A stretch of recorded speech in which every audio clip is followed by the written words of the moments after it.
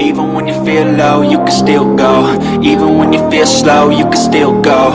Even when there's no hope, you can still go. I never answer to no, man, I still go. Go, go, go, go, go, go, go, go, go, go, go, go, yo, go, go. Hustle hard, hustle every single day. I'll be making moves till I'm buried in my grave.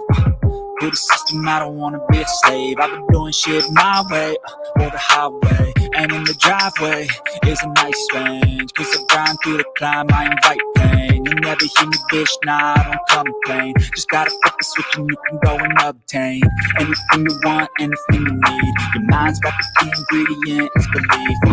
They deceive with the negativity, but I just slide right by that energy. Even when you feel low, you can still go. Even when you feel slow, you can still go. Even when there's no hope, you can still go. I never answer to no, man, I still go. Go, go, go, go, go, go, go, go, go, go, go, go, go, go, go, go, go, go,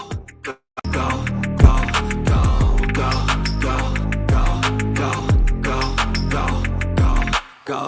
You got a mind, but even that could change. You could flip the gray matter like some batter in your brain. That's why they say, fake it till you make it A. And if you play that game, then you just might make a change. Rearrange all the bad to okay. Take the worst thoughts saying, turn them to a game. Take the best thoughts saying, put them on display. On repeat in your brain till you're feeling no more pain. Never slow yourself down, you can do some more. Push past all the pain and you'll find a door. Open it up and finally explore everything that you thought you could never do before. And even when you feel low, you can still go. Even when you feel slow, you can still go. Even when there's no hope, you can still go. I never answer to no, man, I still go. Go, go, go, go, go, go, go, go, go, go, go, go, go, go, go, go, go. Even when you feel low, you can still go. Even when you feel slow, you can still go. Even when there's no hope, you can still go. I never answer to no, man, I still go.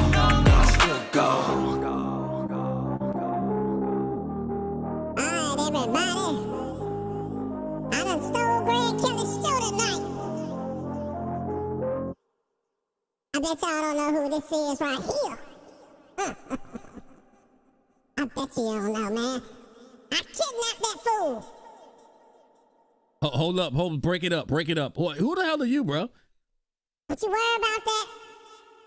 I got you tonight. That's right, I'm gonna start this show off Lefty Kelly way. My name is Lefty. Thank y'all for being here tonight. Hey, look, fool, you better get off my damn show. I know that before I kick you in your ass. What? Ho, bro. What, you communicating threats, man? Oh, I thought you was a right-wing guy. You was all peaceful and shit. All peaceful. Don't worry about it. I got this tonight, y'all. All y'all got to do is sit back and enjoy the ride. We gonna start the show my way. We gonna get us some booty shaking and some damn twerking. In Congress, in the Senate, and eventually, we gonna get that shit in the White House. Y'all better believe it. Can you imagine the First Lady twerking? Twerking, baby. Let's get the show started right now. Yeah. Trey Tracks, I think we got one. It's voting season, bruh. No voting, no loving. No voting, no touching. No voting, no nothing.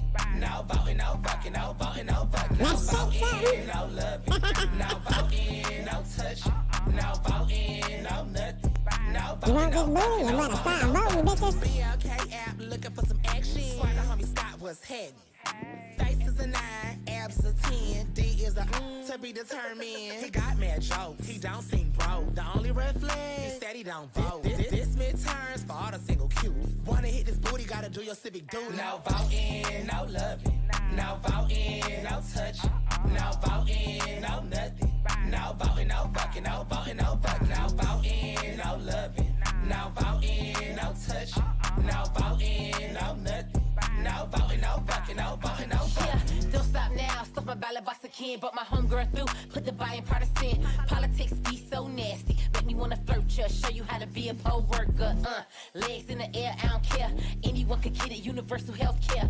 If you wanna come before the deadline. Come in the jacuzzi, gerrymander this coochie. No voting, no love, no voting. Give me that coochie, baby.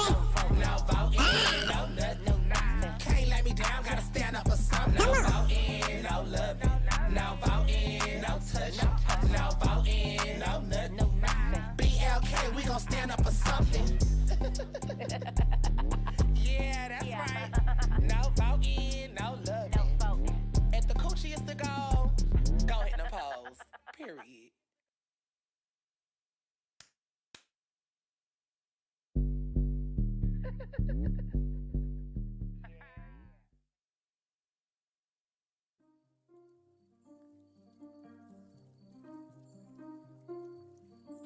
All right, everybody, I'm in the building. You know what time it is.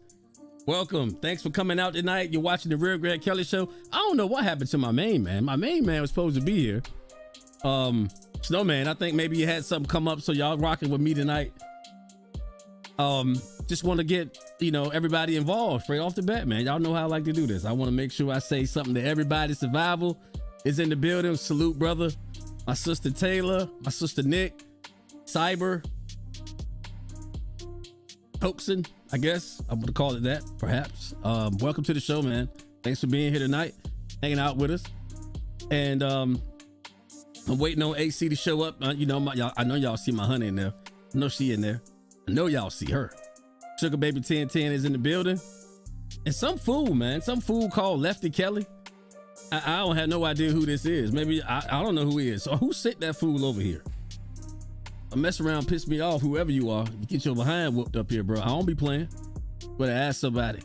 Anyway, tonight, man, we're gonna look at a debate Snowman turned me on to. We actually we checked it out, and I really, what I want to do tonight is just let the truth speak for itself, man.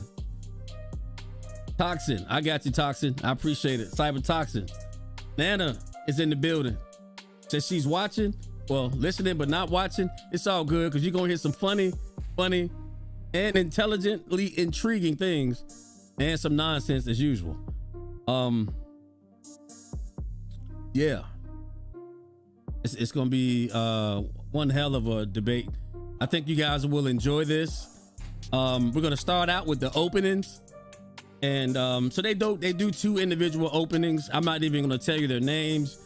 I'm gonna let you do this. Make sure you go over and like and sub to this channel. These guys are doing a great job. A debate stream. It's really good, man. I think it's very interesting. So somebody call Snowman if you got his number. Find out if he's still alive. I don't know. Maybe he'll snow his way in tonight, perhaps. Let me tell you something, motherfucker. Don't you be trying to play me, man. You know who I am. I'm gonna catch him in a minute. I want to know how he's jumping into my system like this and talking whenever he get ready. Well, listen, we're gonna have something fun. We got we're gonna go into the bear cave tonight. We may actually get in to name that Democrat. We're gonna find out. But right off the bat, let's get into this. And this is interesting, and I do mean interesting. You will enjoy this. We're gonna start out with opening one, the first opening statement, and the brother that starts the opening statement, he's on the right. And matter of fact, I don't even need to tell you that. You're gonna take one look at this guy, you're gonna know who's who. Okay? So without further ado, let's go ahead and jump into this and enjoy this. This is gonna be interesting, y'all. This is going to be epic, as always. Opening statement. You're watching the Real Greg Kelly Show.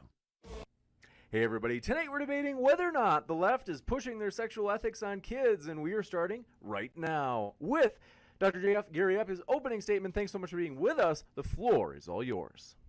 Hello, I'm glad to be here. Thank you, James. And bear with me tonight. I have a cold, so I will speak with a low voice, but I think I'll be able to make my point.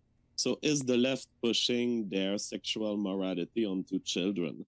I think it's very surprising that anyone could be arguing against this, since the standard of evidence to reach this conclusion appears to be met on an everyday basis.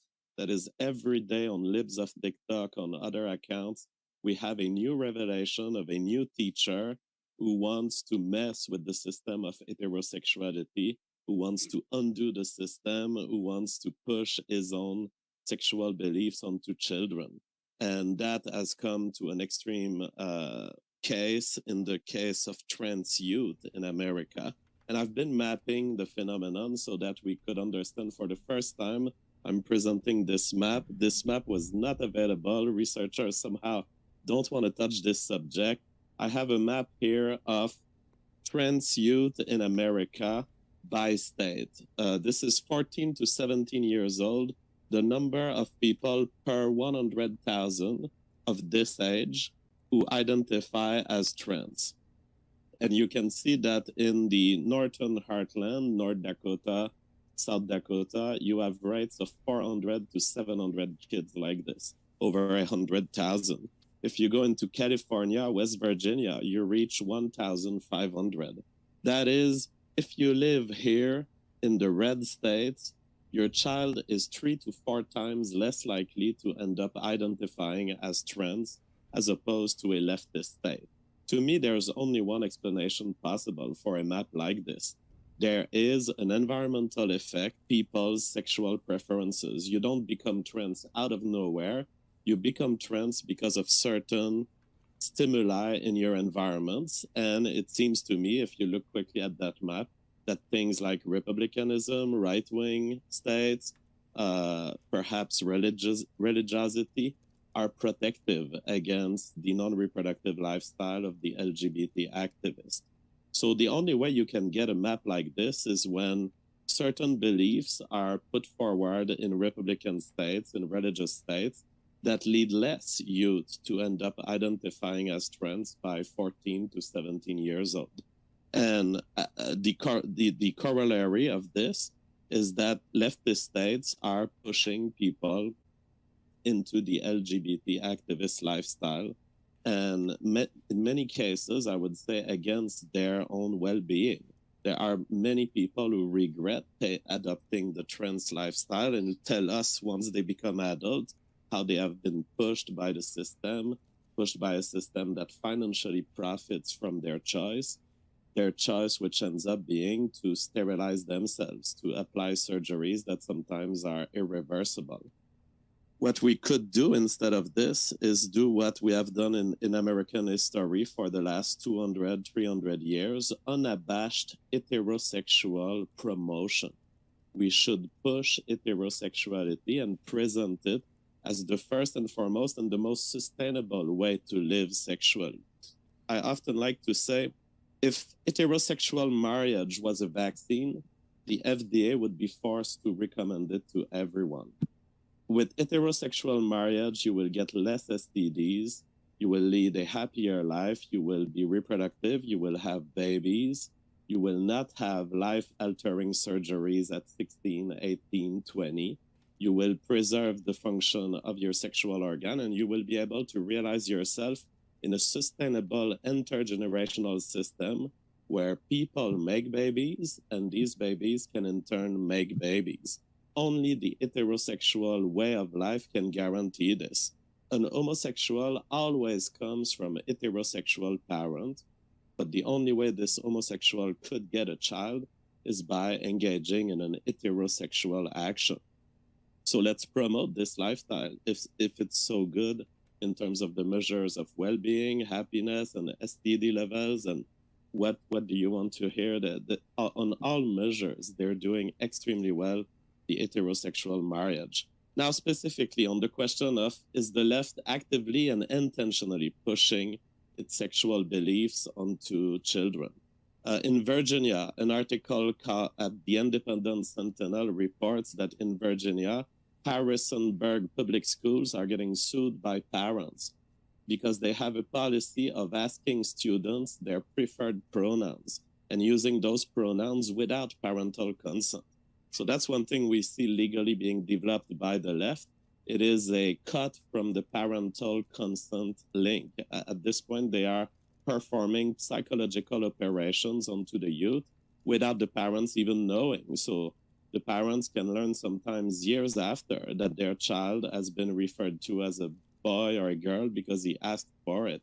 That is something that parents should know because it is a psychological operation. It is an intervention, and parents should be given the occasion to consent or not consent, because some of these operations can be damaging in the long term, can be associated with much higher suicide rates, for example. The Tavistock Clinic in England reports a 5,337% rise in adolescent girls asking for gender change in the last few years. You don't get such a rise without a major social change that has promoted those requests, that has invited people to identify as trans, and in fact made it something cool that is promoted in our media, in our schools. And there are whistleblowers coming out of schools in England saying, yeah, we're seeing the attention that kids get when a girl starts identifying as a boy, and they get rewarded by more attention from the rest of the class, from the rest of the school. We also detect in the people who form this increased rise, this rise in demand for trans surgeries at a young age. We see a higher co-occurrence of autism in the population of youths that are requesting those transgender treatment. What does that tell us? Well, perhaps people with autism are less socially apt. Perhaps they are less apt to understand what is being pushed on them. Perhaps it's a shortcut way for them to attain some social respect in their school. In any case, it's very worrying that the people who go to seek young trans surgery and trans interventions happen to have more autism. There's something wrong with this. All right, y'all. So the question on the table is, and we're not done with this. We're going to get right back to it. I'm just, wanting to share this with you and ask you to do something for me real quick. So let's see how to mess that all up. But anyway, are the left pushing an agenda in schools? Are they pushing an agenda, a transgender agenda? Are they pushing a homosexual agenda in the kids? Please put your comments and your questions in the chat. We're going to do a little Q&A. That's the big deal. That's the topic. Are the left pushing an agenda? I would love to know what your answers are. Put your answers in the chat because I really want to talk about that. Put them in the chat and we will talk about that. Let's get back to the clip. Breitbart titles Kids, Teachers Intimidated to Go Along the LGBT Activist Narrative, Whistleblower from School Reports. What we are getting from whistleblowers in schools in England is that there's an atmosphere of intimidation. Teachers do not dare question the gender identity or the pressures to go trans in their kids, and so they feel that if they say anything, they will be accused of discrimination. In November 2018, titled by Breitbart, Scottish government announces pro-LGBT talking points will be forced to be included in the curriculum.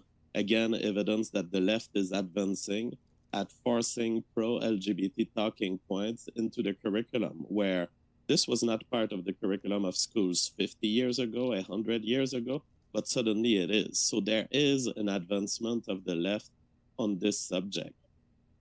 When we look, perhaps some people would ask the question, isn't it the case that people converge toward LGBT lifestyles naturally, that the environment cannot do anything about it, that you are born gay? That's not the case. The evidence points toward massive environmental effects on the development of homosexual behavior and other LGBT identities. There's an article called Childhood Family Correlates of Heterosexual and Homosexual Marriages, a national cohort study of 2 million Danes. What we found is that living in the city as opposed to a rural area will make you more likely to become gay. Also, having older parents, absent fathers, being the youngest child are other factors that will contribute to making people gay. Now, as a kind of conclusion to my intro, I will simply list a bunch of phenomena that are listed. And what I'm listing here is just examples pulled from the last 5 days on the Libs of TikTok account on Gab. And this shows clearly that there is an active push for leftist sexual ethics in our primary schools and high schools. So examples of drag show at school, example of drag show and reading activities with trans people at libraries, a teacher indicating her pronouns on the door of the classroom. We see a little sign that she has put on the entry to her classroom, and she encourages other teachers to display images that reflect LGBTQ plus people in the full spectrum of gender expression, and to use teachable moments to not only stop anti-LGBT behavior, but to inform educators about LGBTQ plus terminology, history, and current events. So teachers are very aware that if you use these words in front of children, they will end up knowing more about this terminology, and they are more likely to identify with it. We had a Project Veritas release from the Tulsa Public Schools, a teacher who says to a hidden camera, "I am an anarchist. The only problem here is with House Bill 1775 or something, is I can get my license revoked for being too woke. Trust me, I won't like to burn down the entire system. Eventually, you want to remove Christianity from, or religion from, progressive thought, because like religion is inherently hierarchical." So we have these little communist revolutionaries in our schools right now. They are enacting plans to mess the system up, to mess the system that they perceive as hierarchical. And much of it goes through a change of sexual ethics in children. The National Education Association distributes safe space badges with a QR code encoded in LGBT flag colors to teachers. This is just another example of the flag of this set of political ideologies that LGBT activism is currently a political flag allowed in our classroom. That only should suffice for one to conclude that yes, leftist sexual ethics are being pushed on our children.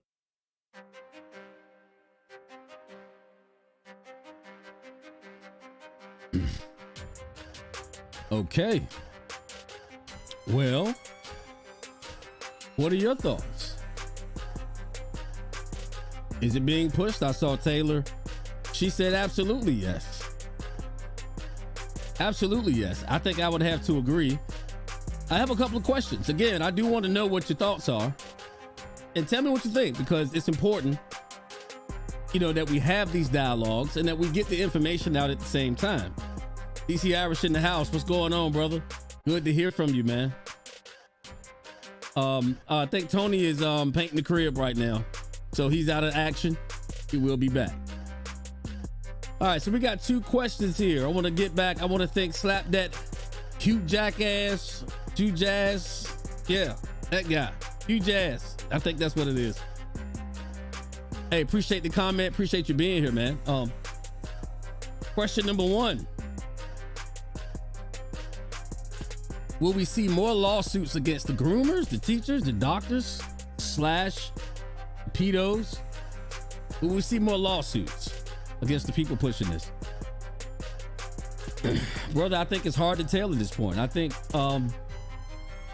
we're in a climate where so many people are pushing it and there's such incentive to push it. I'd be hard pressed to say that there's going to be multiple, just thousands of them. Initially, I think as time passes and progresses, more and more parents are going to be like, listen, I'm not going for this. I'm not going for this. Please answer the question that was just on the board and put it back up there. Here's another question. When in the hell will Brandon take the Montreal cognitive assessment test that Trump took? Hey, motherfucker, don't you be talking about my nigga. Joe, don't you be, no, hell no, don't you be doing that shit, You don't need to take no damn test. Fool, you need to take a test. Your crazy ass. Well, I'm gonna have to address that fool coming up here using the N-word and every damn thing. Whew. Anyway, when is Joe Biden gonna take the Montreal cognitive test? I think he should. I mean, when I tell you he looks bad, he looks bad. He looks real bad. Got another question from Survival. Survival says, Greg, do you think like-minded people like us are the majority? I think we are. I find it very, very hard to believe that there are more, people that think it's okay to groom children than there are who think it's not, not okay. I mean, I'm just thinking that we have enough sane people in the world. We have more sane people in the world than insane people. I think we have more honorable, more respectful people in this country than we do lawless, immoral people. So Survival, I have to agree with you, brother. I do, man. I find it hard to think that there's more, people that think it's okay to groom children and, push homosexual agendas and take kids. The drag queen story hour. Hell, we'll take them to the strip club, right? We'll take them to the strip club, and we'll let the parents give them $1 or $2. And hey, just go take that over there to the stripper. Go tip the stripper, why don't you? Hey man, you go ahead and stop talking about my people like that, bro. Okay, I'm giving. Hey, you working on an ass whooping. I'm talking about a real one, bro. Ain't nothing wrong with them kids going to the damn drag queen store. Story hour and getting told a couple drag queen story hour stories. Okay, it's okay. Don't do that. Well, we know what Lefty Kelly thinks, and he seems to think it's okay. But anyway, we're going to get right into segment 2, and of course, we know this is the Green-Haired Bandits opening statement, and I want you to pay attention to the contrast because oh my God, the question is on the board, it's still on the board. Are the left pushing an agenda upon our children? I mean, are they or are they not? And I think you'll find it very interesting, the brother's response to the question. So here we go. Opening number 2 from a left's perspective. You're watching the Real Greg Kelly Show. You got it. Thank you very much for that opening. And we're going to kick it over to Brenton Lango, who would take the no position for tonight's debate question. But first, want to let you know, folks, if it's your first time here at Modern Day Debate, we are a neutral channel hosting debates on science, religion, and politics. We hope you feel welcome no matter what walk of life you are from. Politically left, politically right, you name it. We're glad you're here. And don't forget to hit that subscribe button as we have many more juicy debates coming up with that. Thanks very much for being with us. Brenton, the floor is all yours. Absolutely. Good to meet everybody. If you don't know me, I am a poet, playwright, and Ringo Award nominated comic creator. I've got 2 series out right now. Snow White Zombie Apocalypse is my flagship. It's about to hit comic shops on October 12th with issue number 0, and there is a Zoop in the link if you want to get a special edition of the book. I'm also the author of Durruti, Shadow of the People, which is a comic about the life and death of anarchist Buenaventura Durruti. Now, to begin, the charge that the left is somehow indoctrinating children, specifically with regard to promoting LGBT identity and behavior, is a common refrain from the right-wing media machine. The culture war is both vapid and insufferable at the best of times, but lately it has taken a particularly sinister turn in this regard as to the obvious bad faith charge that academia is somehow littered with leftist groomers. This is particularly hilarious coming from the far right, and as the largest and most prominent example of sexual misconduct with minors comes from them, specifically from right-wing individuals and institutions. And in the case anyone doubts me on that, I'll point to the massive sexual abuse scandal and systemic cover-up by the Catholic Church in the 1990s, which for decades targeted not just young boys, but also girls, particularly in the case of Archbishop Keogh High School in Baltimore, where an underage prostitution ring was being run by several senior members of the clergy, including one Father Anthony Joseph Maskell, who likely murdered at least one nun, Catherine Ann Sesnick, in 1969 in an attempt to cover it up. The evangelical community has similar problems with sexual assault and grooming. And for that, all you need to do is look at the Southern Baptist Convention with its 13 million members. It is the most prominent denomination in the Protestant evangelical movement. And in May, the church authorities released a damning independent report detailing decades of sexual assault by officials at all levels and the institutional cover-up that protected the abusers. There is also the case of Josh Duggar, the former executive director of the Family Research Council's Political Action Group, who was fired for molesting 4 of his siblings and a babysitter.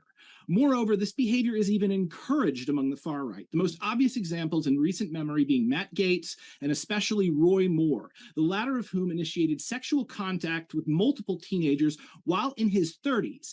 Yet when this fact was found out, a full 39% of Republican voters stated that they were more likely to vote for him as a result of learning of these heinous crimes. And then, of course, we have my esteemed opponent, who himself is quite literally a groomer.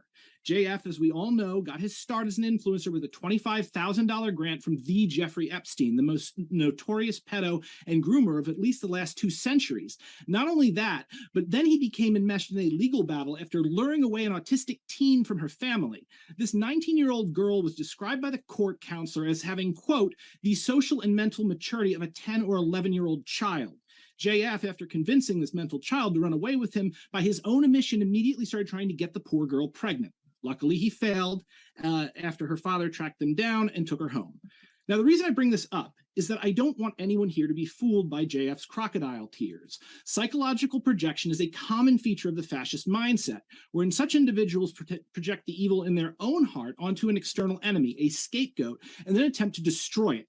Any cries of "think of the children" that you will hear tonight are simply a pack of lies.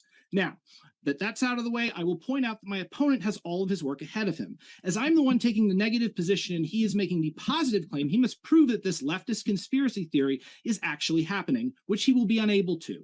The increase in visibility of LGBTQ individuals and identities in school literature isn't some sinister plot. It is a reflection that our society, in response to the information age, is becoming more pluralistic. Gay people exist, as do trans folk, and as a result of this, we would be doing our children a disservice if we kept this obvious fact from them.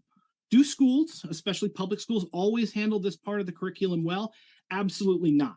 But that's mainly because the American educational system is more or less garbage and is designed to churn out managers, clerks, and service industry workers. Why? Well, because to quote George Carlin, the owners of this country don't want a population of critical thinkers. Instead, the major business and financial interests want people who are just smart enough to do the job and handle the paperwork, while simultaneously being too dumb to sit around the kitchen table at night and realize just how terribly they're getting screwed by the elite ruling class and the capitalist system. They want obedient workers, and a good comprehensive education is not conducive to that.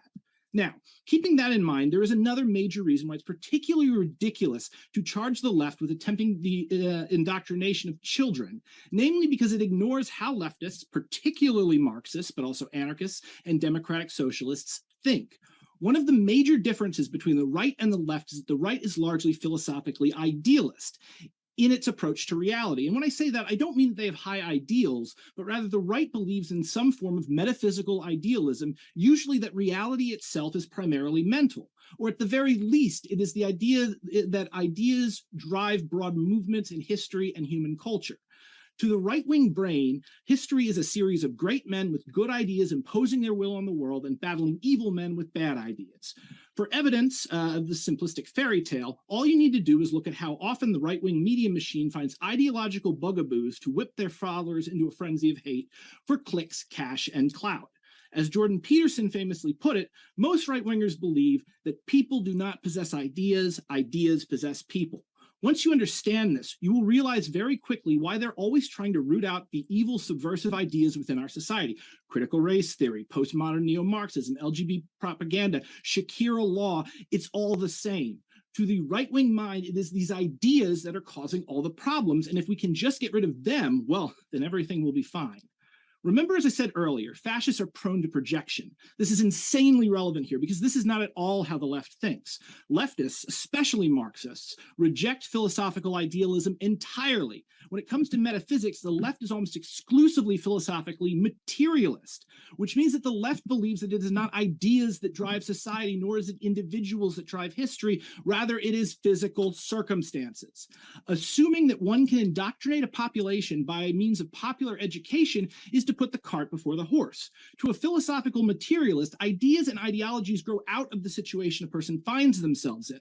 So even if leftists wanted to indoctrinate children into adopting some form of LGBTQ lifestyle, they wouldn't be doing it with drag queen story hour or woke school policy or whatever is on libs of TikTok, because they don't believe that you can change people on a fundamental level by exposing them to particular ideas. People will develop and adopt ideas based around what makes sense for them and their goals and their communities. This is why, for instance, you can't stop race riots by silencing BLM. BLM is a symptom, not a cause. The cause of such social dysfunction is material. Riots happen when a population is pushed to the brink by broad social forces. Now, the data bears this out. Hidden within the assumption that children are being indoctrinated by queer ideology is the fundamental assumption that everyone is both bisexual and gender fluid. Now think about that for a second. If sexual orientation and gender identity could be altered by school policy or a trip to the library, then we should see that actually happening. Instead, we see the reverse. We know that so-called gay reparative therapy, really torture, doesn't work. To quote the American Association of Child and Adolescent Pediatrics, based on the scientific evidence, we assert that such conversion therapies lack scientific credibility and clinical utility. Additionally, there is evidence that such interventions are harmful, and as a result, conversion therapy should not be part of any behavioral health treatment. So if leftists were to behave completely out of character and start thinking and acting like right-wingers, it would still be a fool's errand. You can't pray the gay away, and you obviously can't indoctrinate the trans in. It makes no sense. Not only that, but we know this to be a fact due to the incredibly tragic case of David Reimer, who after a botched infant circumcision was given female genitals and hormones and raised as a girl his entire life. If gender identification and sexual orientation could be imposed on someone, this wouldn't have been a problem.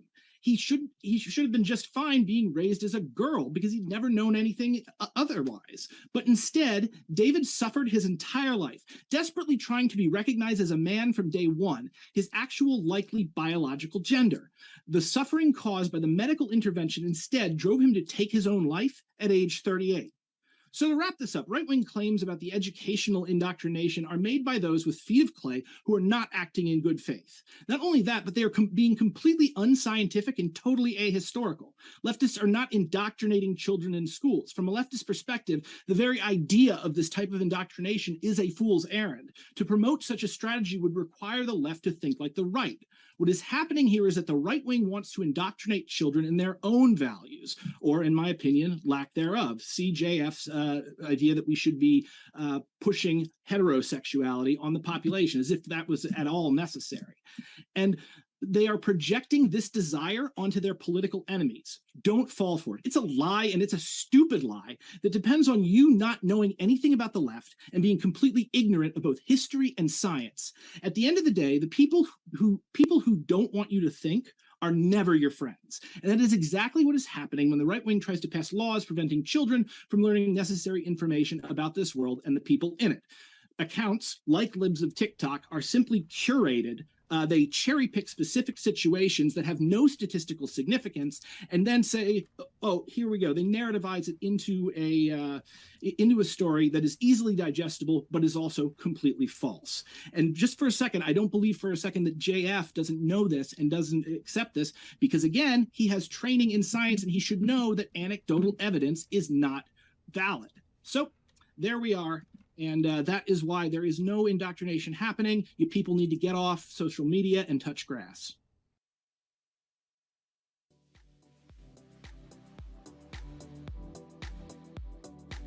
Get off social media, you motherfuckers, and touch some damn grass. You heard what the damn man said. Y'all know who this is. Lefty Kelly. Oh shit, here come Greg. Oh shit, I'm gonna get out of here. Yeah, that's right. You better kill your ass. I ain't playing with you. Oh my God. Is something wrong with this guy or what, man? I mean, listen, I'm not going to be judgmental up here tonight. I promise. I'm not going to do that. However, his answer was no. Oh no, nobody's being groomed. No, nobody is, pushing an agenda on the kids in America. And I like the fact that you guys were paying attention to the fact that he's actually reading a script. I think he's reading a script the entire debate.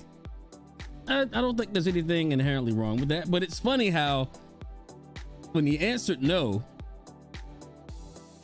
the very first place he started to give an example, not of indoctrination, but an example of bad things that have happened. And he started at the church. He was like, whoa, the Catholic Church has been perpetuating, sexual immorality, but it's not a psychological indoctrination on a global scale, you idiot.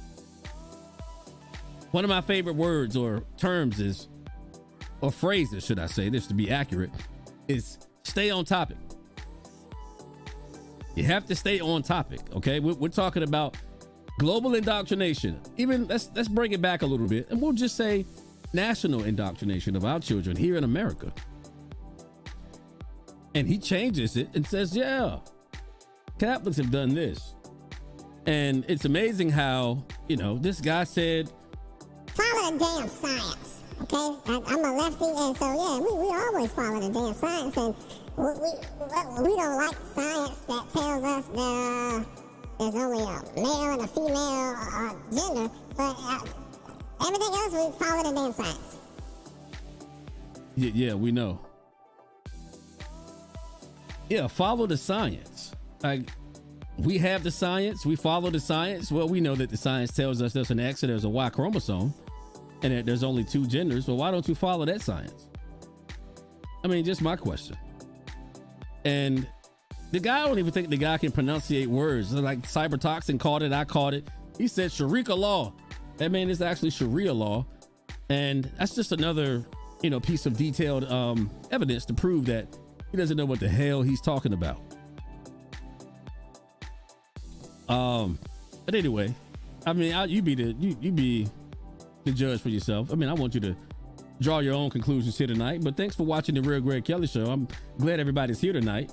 And wow, I'm hoping that my brother shows up. I haven't gotten a response from him, but I'll be waiting for him if he decides to come join me. So after watching that, those 2 opening statements, and I do know what you guys have, in the chat. Thanks for participating. I guess what I want to say is there are laws being formulated right now that will give children permission to keep their sexual orientation or sexual preference away from their parents. And it's the school teachers and the school counselors and educators, principals, vice principals, football coaches, baseball, softball coaches, and volleyball coaches. I mean, they're all involved in this. And I'm not going to say they're all involved in this all over America. I'm not going to say that. But there are tons of people who are helping these children make decisions about who they are before they ever come to discover who they are. And there's, this guy over here will say that's not called, psychological surgery. And it really is. It's exactly what it is, psychological surgery. But there are laws. Again, there are laws being written that are against, they're actually against a mother or a father knowing what their children are going to encounter in the counselor's office and in the classroom about, in other words, the teachers can talk to the child about their sexual orientation, have them be counseled if they want to change genders, and they can do all of this without the consent of a parent. And there are people that think that's okay, as we're going to find out here. Our next clip is about how parents are being kept in the dark and how it's being made legal, which is exactly what I just shared. Please share this. I'm not going to tell people to like the video, because if you like the video, guess what? You'll like the video. If you like me, you like me. If you don't like me, you won't hit the like button. So if you like me, you like me. I like you. Don't tell nobody. That's why I'm here, man. I got a crush on you. I got a crush on you.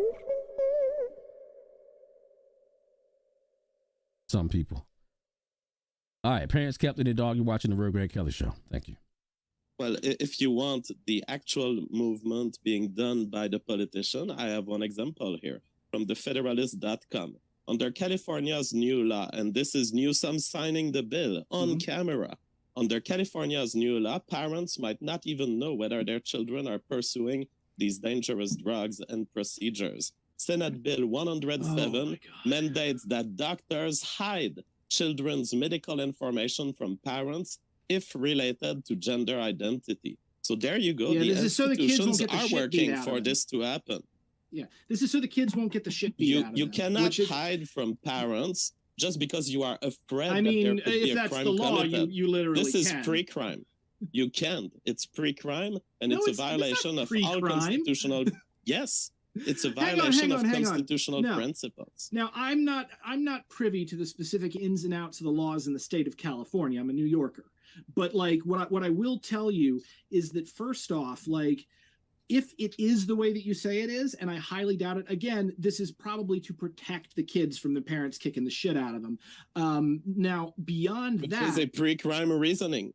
no, it's not a pre-crime reasoning. It It's just is. someone taking a step to protect someone's privacy. Second of all, it's not like the kids are going in there to the doctor and saying, give me these drugs, and the doctor's just freaking throwing them there. If you want to go through a transition, you have to see like freaking 2 psychologists. You've got to wait for, I think, 6 months. You've got to spend, I don't even know how much money. And again, because in the United States, unlike Canada, we don't have universal health care. So you've got to get through that. You got to get that through the through the medical insurance company. Like I have hearing aids. It took me 6 months to get them. I had to get like freaking 3 different doctors to sign off on it just so I could put a glorified earbud on my head. And you mean to tell me that there's a serious problem with children transitioning without their parents knowing it in California?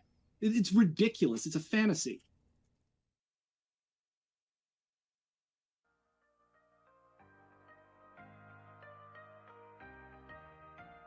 Well, the brother said it's a fantasy.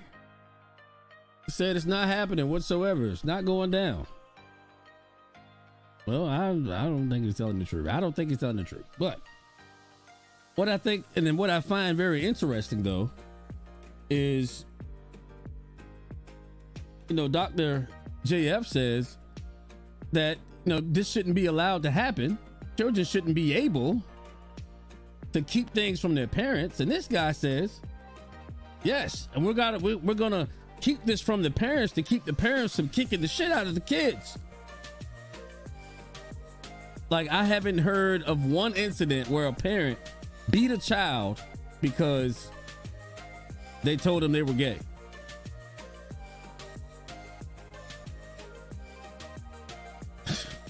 Yeah, I'm with GH. Come on, man. Children don't have privacy laws, they're kids. Thank you. I mean, hey, let's just put it in perspective, right? Come on, America. We all Americans. Can we just put this in perspective? Here's a perspective for you. Can a 9-year-old go to the grocery store or any convenience store or to the local tobacco shop and buy tobacco? Can they go buy a THC vape? Of course not. You know why? They're underage. And there's a reason why they can't do it. It's because they're irresponsible. And it would really mess them up too. So can a child go to the real estate office downtown and say, hey, I want to buy a house? Even if they have the money. Can they buy a house? Can they put their name on a mortgage? Of course they can. But we are dealing with a group of people that think it's okay for a little boy to cut his pecker off, and it's okay for a little girl to cut her breast off, take hormones to make her voice deeper. The male figure can take hormones to make his voice a little deeper, a little less deeper, so he can sound like a girl, maybe walk, like a girl or talk like a girl, and vice versa. But he's not. And I can't believe these people are advocating for keeping it secret from parents who are having children go through this, identity crisis. And a lot of us go through identity crisis, right? I mean, don't we go through a period where we have to find out who we are? I mean, does that mean anything? No, hell no. I used to want to be Darth Vader. My mom didn't say, oh, well, let's just go down to the, local plastic surgery operating room and let's just see if we can have some facial, cuts here, some surgical, tissue replacement here, a little coloring disorientation here, and let's turn my son into Darth Vader. I mean, does it make any sense at all? I would have to say absolutely not. But anyway, it's just unbelievable, but that there are actually people advocating for this, pushing this narrative, and it shouldn't be. It's actually pretty sick.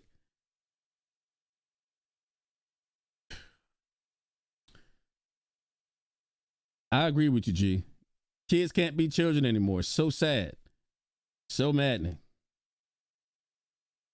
Sugar baby.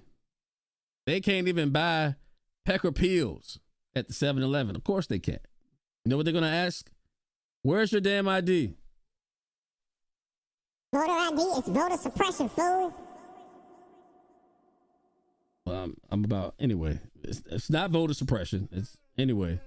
So I just, you can't do these things. And, just like, Taylor said, just like BLM, LGBT has the goal of breaking up the nuclear family, of course. And this is just another one of those cogs in the gear that they're using to, drive parents and children away from each other. I mean, it's just what they're doing. Just what they're doing. And again, this is just my opinion. I don't want you to take my word for it. You make this, draw your own conclusion. Make your own decisions. I want you to do that here. And AC is in the house. What's up, brother? Thanks for tuning in. And so, in other words, what's being created here is a climate of deception, which I really think is important to point out. So the children go to school looking one way, and when they get to school, there are schools in California and in a few other states, Wyoming and Washington. I don't know about Wyoming. I think it's Washington, California. I'm not sure about the third one, so don't quote me on this, but I think it was Wyoming, where they have transition closets. Look this up, please. Transition closets where your child can come, your little boy, your son can go to school dressed as a little boy, and there are teachers on campus that will escort the child to a closet and give them girls' clothing to wear while they're at school. And when it's time for them to go home, they escort them back to the transition closets so they can change back into the clothing that they were sent to school in by their parents. And you're telling me this is okay, America? Are you telling me this is okay? This is not okay.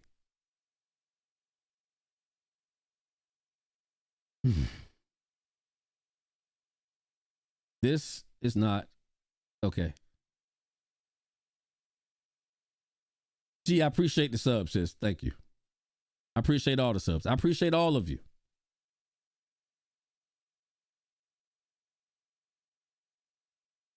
But I just wonder.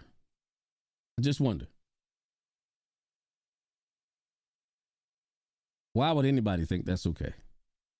In other words, a climate of deception. This next clip is going to give you further insight into the ideology and the philosophy of the extreme left and what their agenda and perspective is on child grooming. Absolutely ridiculous. All right, here we go. Under California's new law, this is the Federalist.com on 30th of September this year. I'm looking this up. The schools will be forced to hide children's medical information from parents if it is related to gender identity. Yeah. Okay. So again, that's doesn't have anything to do with them medically transitioning. Then that's just schools being required to keep like privacy for the kids, because again, a lot of gay kids get kicked out of their home or get abused when their parents find out they're gay. So like, which is pre-crime. It's not pre-crime. Reasoning. Absolutely. No, it's not pre-crime. It's just, for God's sake, man. Like, you don't want to out someone in a dangerous situation. Brenton, if the kid wants the parents to know, they'll tell them. What if I look at your face and I'm like, okay, I've seen a lot of faces like this. They tend to commit more crimes, and I put you in jail. I mean, you do that. You're a freaking fascist, dude. Well, suppose I was to say, you haven't pulled out the freaking calipers. Based on your sex, you are male. You are more likely to commit crime. So I'm going to put you in jail. That's what you do to parents right now, because you are likely to abuse your child. What? Are the parents being put in jail?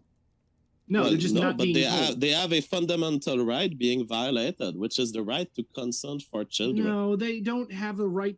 Okay, so they're being denied information.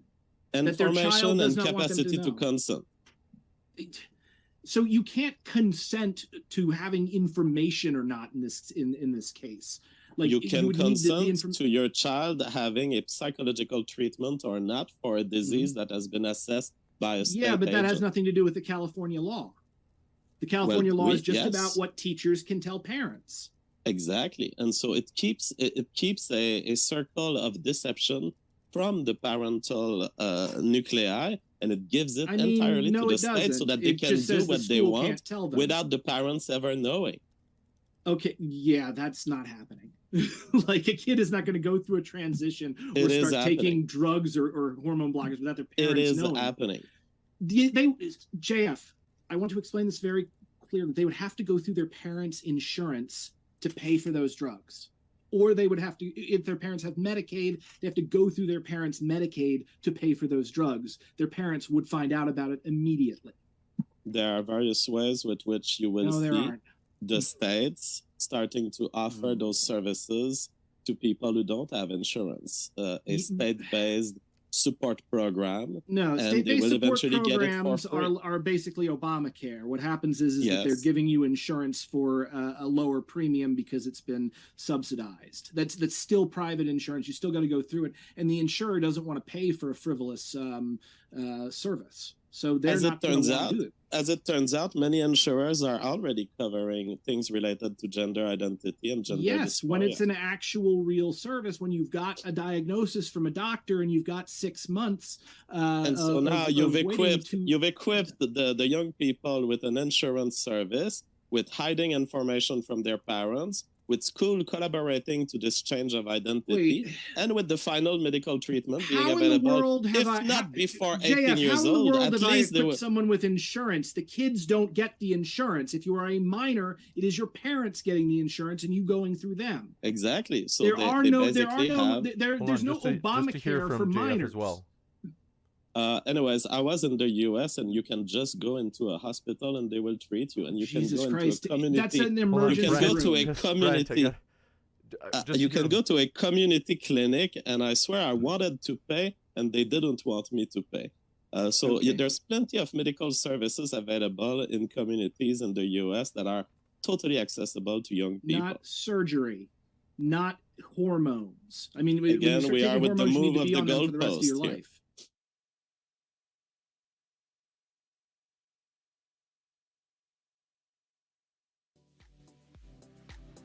Okay, y'all. So,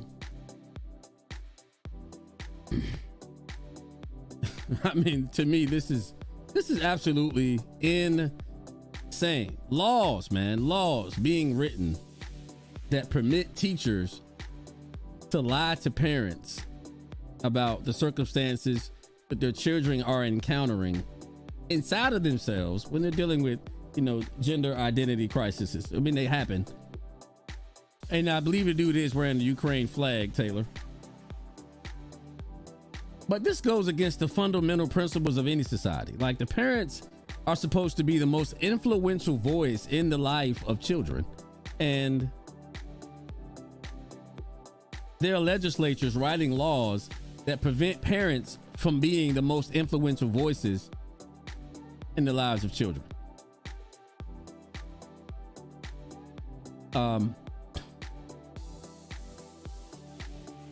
It's like, what happened to society, man? Like, what happened to the roots of this country? What happened to the honor and the glory of being a parent? Like, that's one of the highest honors ever. Raising a children. I mean, not raising a children. I'm sorry. Raising children. Raising a child.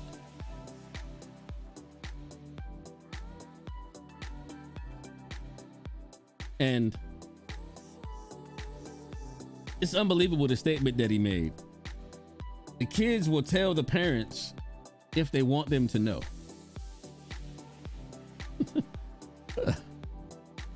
Whew. So, can you look? Do you guys remember all the things that you never wanted your parents to know that your teachers knew? And you know, you would get home and like the teacher had already called your mom or called your dad and left a message, or absolutely, you know, actually got in touch with them and told them how you were behaving in class. And you went in the bedroom, and if you had a bunch of video games and albums and CDs, you couldn't find them. You know, because mom or dad had already come in and taken that stuff away. I remember those days. Anybody else remember those days? If you remember those days, put a 1 in the chat for me. Thank you.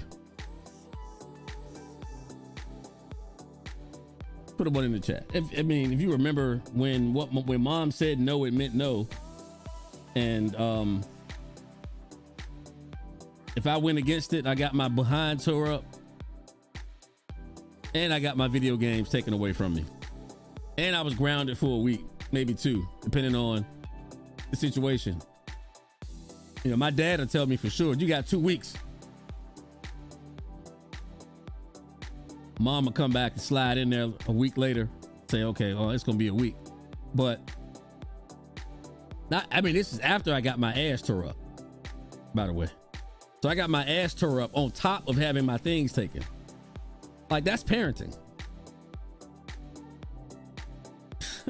Taylor said, oh, it was hard to get away with trouble or, you know, bad days in school. Of course, you couldn't get away from it. You know why? Because the parents and the teachers had a relationship that helped the child develop and do the right things and know that they're going to be held accountable for crazy ass behavior. Nick said, hell yes, I remember those days. My mom was strict as hell. Well, mine was too. Let me tell you. Cybertoxins, he said I was homeschooled. If my teachers knew, my parents knew. Yeah, teachers were the parents. That's a blessing, man. People don't even understand.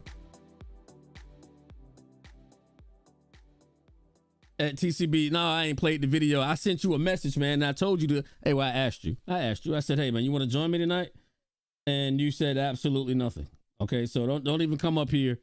Don't even come up here.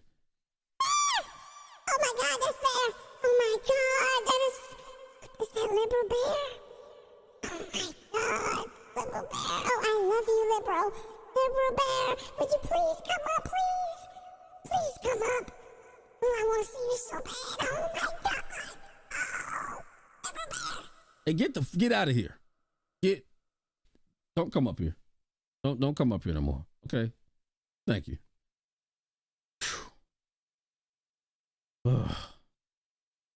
Anyway, I'm sorry, y'all. I've got to find out.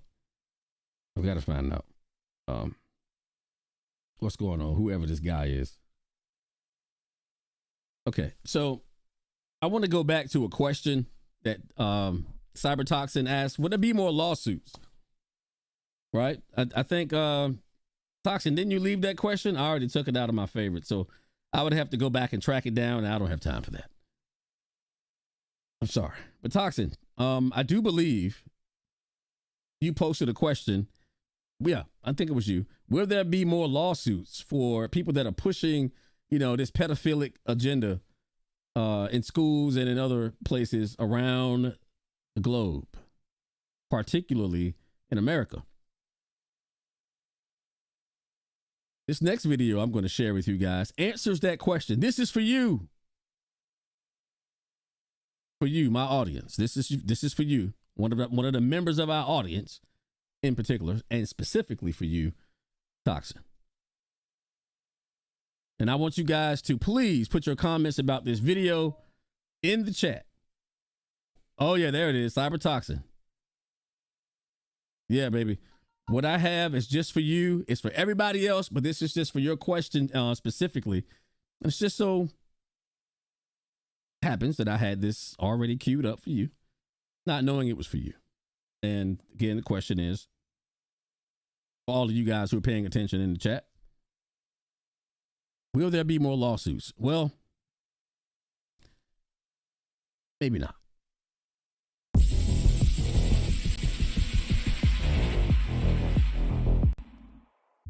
Meet your new Supreme Court Judge, Ketanji Jackson. In every single case involving child pornography, Judge Ketanji Jackson has been lenient and openly sympathetic with the perpetrators of child rape pornography. Christopher Michael Downs openly bragged about molesting his 13-year-old cousin. He was arrested for trading videos of child rape, including children as young as 2 years old. Judge Jackson gave him the absolute bare minimum sentence. Ryan Manning Cooper was arrested for having more than 600 images involving the rape and torture of children, including infants and toddlers, which is why the prosecutors made it clear that the case was on the more egregious or extreme spectrum. But Judge Jackson disagreed and ruled that distributing images of infants and toddlers being raped is not especially egregious. Wesley Keith Hawkins posted videos of 11-year-old boys being raped by men.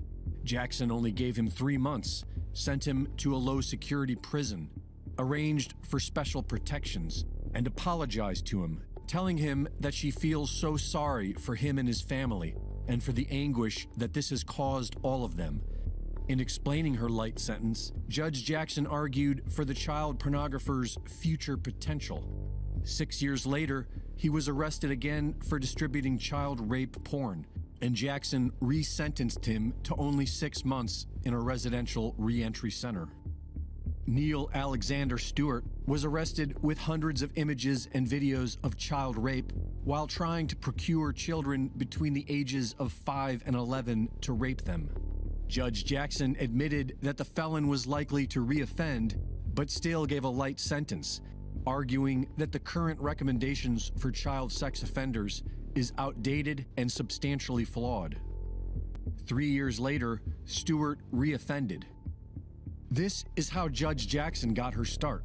In 2009, President Obama nominated her to vice chair the U.S. Sentencing Commission, where she helped weaken federal sentencing policy for child pornographers by arguing that child pornographers are not pedophiles, which is similar to how Hillary Clinton got her start when she defended a group of men who violently gang raped a child and later joked how she knew they were guilty. It's also very interesting that when the biggest pedophile scandal in history broke, Judge Jackson was there. After WikiLeaks released the Podesta emails, millions of people were asking questions about a strange coded language being used between President Obama, Hillary Clinton, and their friends. A code that seemed to reflect what the FBI says is secret code for pedophiles. The whole sordid mess became known as Pizzagate, and when the Fed's cleanup operation ended up in the courts, Judge Ketanji Jackson was there to help tidy it all up. I'm sure this is all just a coincidence. Just like it was a coincidence that the world's most infamous pedophile blackmail artist killed himself in jail while the guards were surfing the internet. And just like it's a coincidence that Congress has paid out millions of dollars in court settlements that involve sexual assault. In some parallel universe, there may be an Earth that protects its children from pedophiles and other child predators, but not this one. On this Earth, we pay them taxes and sacrifice our children to them. Reporting for InfoWars, this is Greg Reese.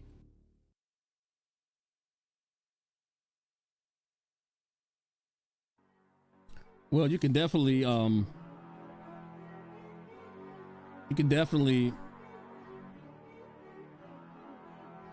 draw a conclusion from that about whether or not there are going to be more lawsuits. We're hoping that these lawsuits that are going to be set up, that they actually, break through the monotony, through the ugliness. For Ketanji Jackson, she's not going to prosecute any pedophiles.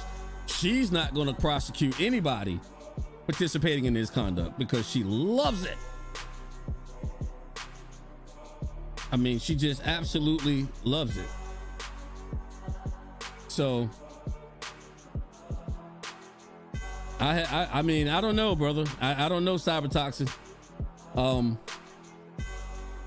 do you think, man? After seeing that, brother, what do you think? Definitely get back with me on it. I don't know. Oh my God. Woo.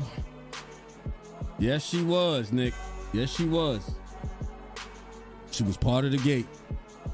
Still is. She's a part of that. She's a part of that pedophilic fraternity that Jeffrey Epstein built. That's why they got rid of him, because they didn't want him to expose everybody, and I'm sure he was going to expose everybody.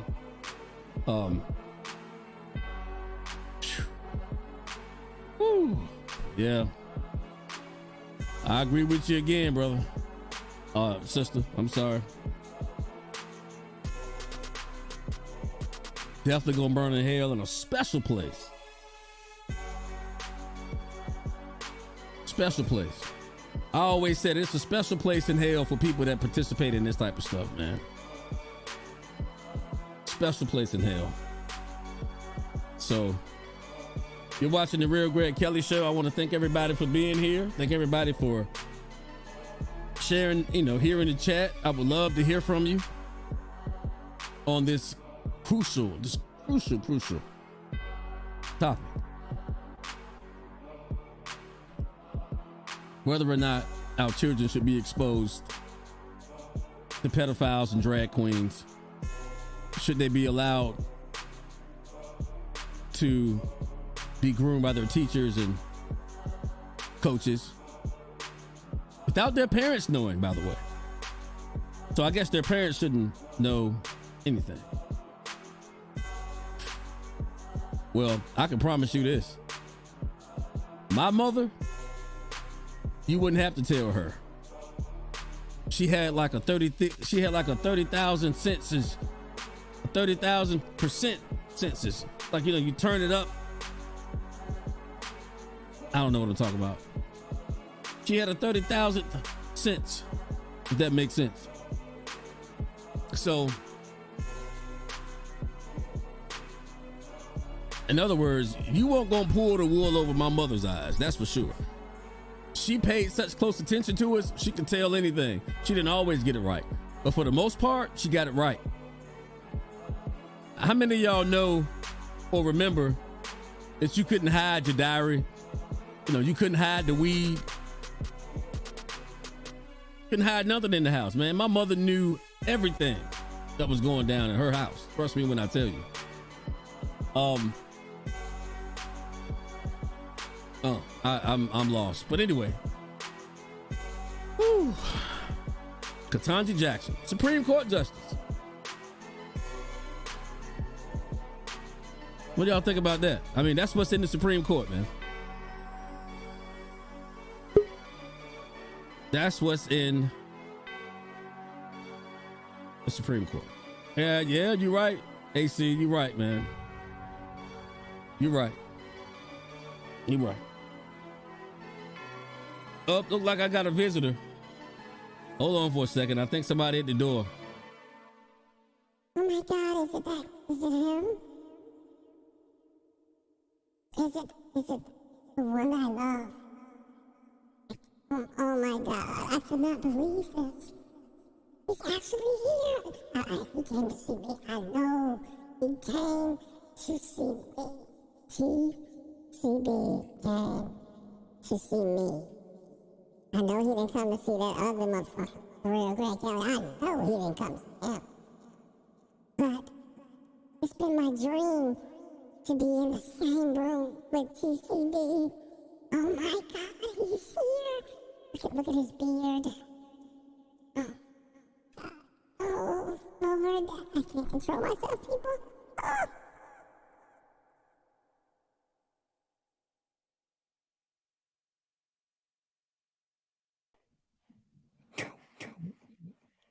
What's up? You know it.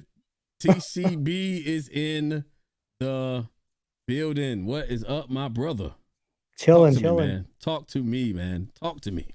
Chilling, man. Back. Yes, it is. Good to see you. And you've got some serious like dude that calls himself Lefty Kelly, like stalking you, man. I mean, he has been all over the place. He saw you back there and he started going nuts. Like what? Something I should know about, brother? Hold on, I got to change the echo thing. Hold on. I think it's me. Hold on. No, it's me. It's me. Are you sure? I'm positive. Let's see, it's gone. Check. Oh yeah, it's gone. I thought it was me because Yeah, it's me. I'm trying to When I'm up here by myself, I turn the echo canceling off because it doesn't, squeeze and compress the audio so bad. So Yes. yeah. Yes, Queenie, yes. There he is. There. Oh my God. It's you. I just got out of ICU. Oh my God. Do you want me to come heal you? Do you want me to come like rub on your shoulders and make you feel? Yes, Queen. Yes. Yes. I know. Like, what is wrong with all of these white women? Say that again. I want to hear it. Guess what happened? What happened? I got fired from Claire's. Oh my God. How did that happen? I got hit by a bus. He didn't fire me. Oh my God, you're so strong, Bear. You got hit by a bus and you're still here to see me now? Yes, Queen. Hey, get that liberal bear out of here, man. I don't want that motherfucker around here. Get him out of here. Whoever that Lefty Kelly dude is, who the hell is that? Who is Lefty Kelly? It's been so long since I've done that voice. It's good to see you, man. Tell me your thoughts on what you've seen so far, what you've heard. Well, I'm getting ready to start up the conservative bear again. Tell it. Say it again. Say it out loud. Hold on. I got to make sure everybody hear that one. Come on. I'm getting ready to restart the conservative bear channel. And so it's funny that you talked about this is because I was actually doing some research on this. And one of the most recent things that I came across is, did you know in Texas of all states, there was a teacher who only got 60 days in jail for having relations with an underage student? Yeah, man. Yes. 60 days. 60 days. Bro, do you remember back in I think it was 92, 93? Do you remember when Mary Kay Letourneau got pregnant by her student? And bro, they reamed that girl through the mud for that. And like, she's like these teachers that are getting these 60 days for that should be like at Mary Kay Letourneau's grave, like worshiping this chick, dude, because she paid the ultimate price for what is now becoming more acceptable in popular culture. And to me, it's blasphemy on what's going on. Right. And they sit there and say, well, it's a male student and a female teacher. No, I don't give a damn. I don't give a damn if it was a male teacher and a female student. I don't care if it was a male or vice versa. You go and you have an intimate relationship with the child, you should be locked up forever, chemically castrated and fed to the wolves. Well, you might be, I don't know about all of that, but I'm just not into mutilating humans. But yeah, you should go to jail. I mean, there's no question. I would let the judge decide whether or not, if a man has balls, he can keep them. I mean, if it's an option that you can castrate them, yeah, you got to set an example for somebody. Or how about you got to get more than 60 days in jail, though. I mean, you got to actually get put in the penitentiary. How about this? If you touch a child, the moment that you get convicted, you get one appeal, and that appeal goes to the Supreme Court that next day. And if they reject it, guess what? There's the gallows waiting. I mean, I wouldn't disagree. Like, it's such a gross offense. Well, dude, because it's not like bank robbing somebody or robbery or burglary. You know what I mean? Right. These people, whether it's a grown woman getting graped or if it's a child being solicited, it affects them for the rest of their lives. They have to live with that for the rest of their lives. There's no coming back from that. Yeah. Yes, you're a survivor, dude, but you were still victimized in a way that will never, ever, ever be forgotten. You gotta live with that for the rest of your life. Yeah, it's pretty tragic. I don't know. I'm just not with that. I'm not with, messing with the kids. So Well, I've said it so many times on the old conservative bear show and the conservative Chicanos. As soon as you're guilty, you got one appeal to the US Supreme Court. And as soon as that's done, you're gone. yeah. Yeah. Yeah. No, I don't want no political stuff on Bear Reacts. So I'll let you guys know when that channel launches. And I will come on the Real Greg Kelly show once that is launched and fully up and functioning. And then I will post the link there. I don't want no political stuff on the other channel.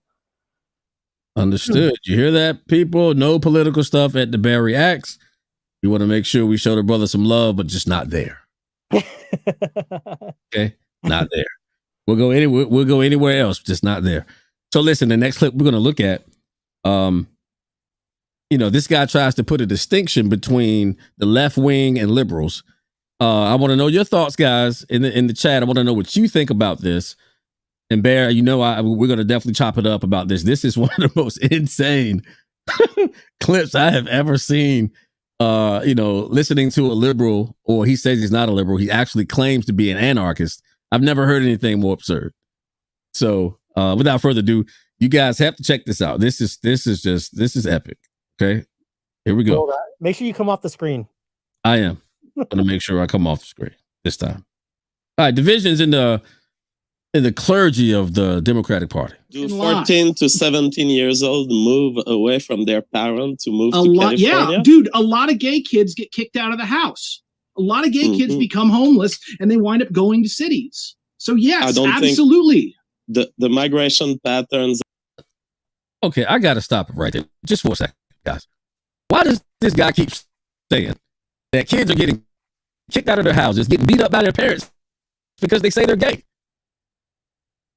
Like, I mean, this is so freaking absurd. Like, who says that? Well, I don't know. A long time ago, in a time before I was probably even thought to be conceived, that was what happened in the 1950s, 1960s. As you seen, a lot of parents would excommunicate their children. But that was like probably when my dad was in his teenage years, that type of year. So like the 70s, maybe the 60s, or maybe even as far back as the 50s, maybe as early, that's when it stopped. Because you got to remember, the sexual revolution was the 1960s, and a lot of this stuff became more open. So these people are trying to go back to a time back in the 1950s when parents would literally kick their kids out, and you had to struggle for your own. Dude, modern day, especially in 2020, dude, 2022. Dude, that stuff don't happen no more. That's what I'm saying. That's what I'm talking about. Like, why is he even saying that? Well, it happened, but it's not happening now. Yeah. I'm sure there are slight instances of it, but like, damn, this guy's acting like it's a pandemic. The planet's full of parents kicking their kids out of the house and spanking their asses and shooting them with shotguns because they came out as gay. Brother, listen, one of my daughters, recently told me she was gay. Right. And I was like, oh, well, okay. I don't pretty much, like it, but okay. Can we talk about it? Like, it wasn't, get your ass out of here now, you gay son of a beep. You know what I'm saying? You gay mother. You know what I'm saying? It wasn't like that. It was like, that's my girl. You know what I mean? Like, okay, like, can we at least talk about this? Let's see if what can we do? It's like nobody's trying to kick out their damn kids, throw them to the streets so they can, take a deeper dive into that black hole that swallow up so many people. And again, multiple times I've made a distinction between, somebody being gay and somebody being a part of the LGBTQ movement. It's two different entities almost. Like, you know what I'm saying? Like the LGBTQ people, man, they're trying to transform the entire globe. Let me break it down like this way. My little brother who passed away told me there's a distinction between the two. Because my little brother was a gay man. But he goes, right. You know what? I'm not part of the LGBT. He goes, I'm not an activist. I'm a man who is attracted to other men, and I want to live my life quietly.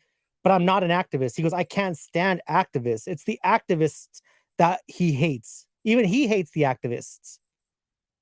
Right. There's a difference between being an activist and a gay man.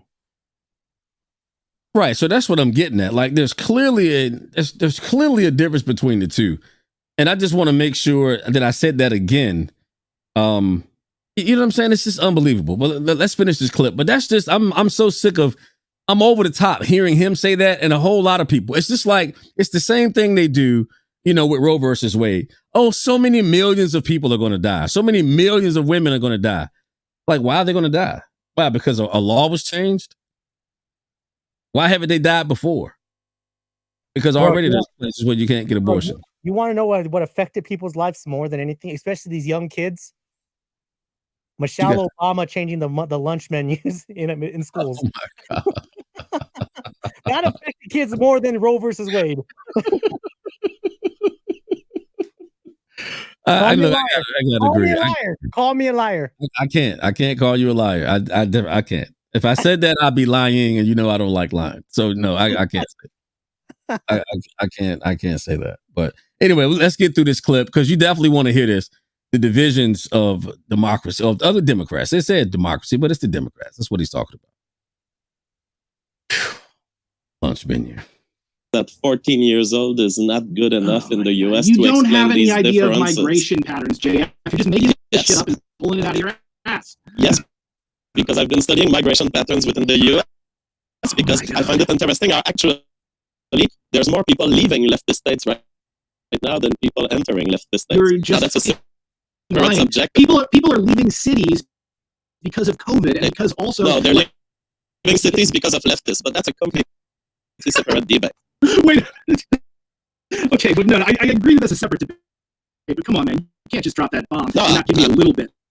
Like, why the hell are leftists driving people out of cities?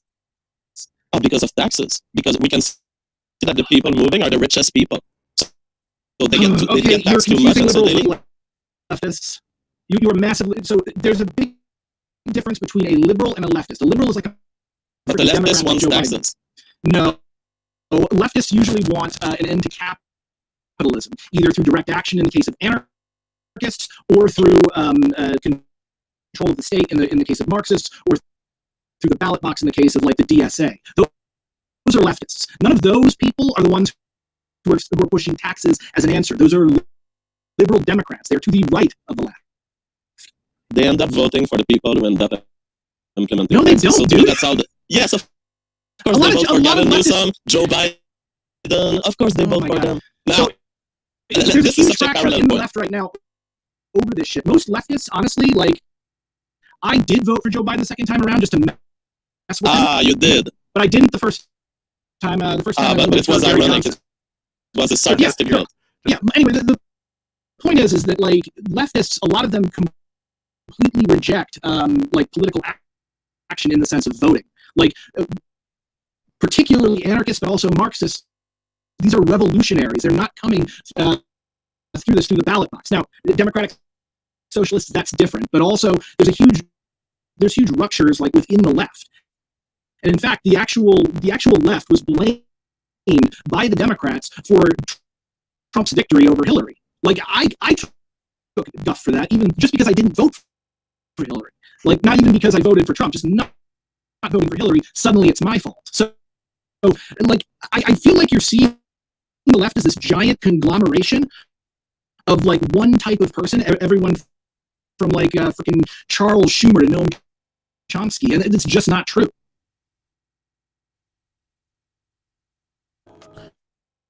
All right, y'all. I didn't mean for you guys to have to experience all of that noise. Something was really going on with my phone. So like my phone got really close to my unit. I can't hear you, Bear. I can't hear you at all, brother. I can't hear you. Okay. So yeah, I apologize for that. I got a couple of phone calls and people was like, "Hey, buddy, your damn audio sounds like trash right now." Let me know if everything sounds okay now. We're gonna play one more clip, but that's like, did you hear this guy? Like, it's so unbelievable, man. Did you hear this fool? Well, the top guy on the left was absolutely correct. people are leaving the Democratic cities because of taxes are ridiculously high. Because they're flooding in Texas. But the thing, if you're watching the show and you are in California and you're trying to move to Texas, keep your mother effing politics in California. Don't bring those over to us. Don't bring those over to these conservative states because you're ruining the extra states, these conservative states with your BS garbage. Yeah, I'm with you. Yeah, I don't know how they keep their politics out, but I guess they're changing, political affiliations because they're leaving states that represent their party that are actually running them out of the state. So, what are your thoughts on that one? Well, look what they did to beautiful Colorado. It was bright cherry red. It was redder than Texas at one time, and then they legalized marijuana, and all these California idiots came over and moved to Boulder and sold their houses in California, moved to Colorado, and brought their BS politics with us and elected this bonehead named Jared Polis into office and ruined my beautiful state. Y'all heard it here first. The Democrats come to your city and take a crap. All on your city. That's what they do. That's why people are leaving. That's why people are leaving. Did you hear this idiot say, oh, no, they're leaving because of COVID? No, they're leaving because of your dumbass politics. Bruh, it don't matter where they went. COVID's everywhere, right? Remember? Y'all lying sacks of doo-doo? Wear your mask. The boogeyman? The boogeyman was everywhere, y'all. You can't escape the damn boogeyman. Hold on one second. I got a phone call coming in. All right, well, I'm moving on anyway. Take your call, right? You're good to go. I appreciate the bear for stopping by. He is with us until the duration. I hope we don't have much longer to go. And I want to thank all of you for joining me and putting your comments down in the chat, man. Unbelievable. People are leaving these cities because of COVID. Okay. All right. Whatever y'all say. Yeah, please let me know what your thoughts are about this fool in this video. I would really appreciate what you have to say about this guy, man. Oh my God. Okay. So the next question that's up on the table right now. Is it okay to take children to pride parades? Is it okay to take children to the pride parade? You are going to flip out over what you hear concerning this topic right here. You're watching the Real Greg Kelly Show and chat. I love you guys. I really love you. I really appreciate you being here.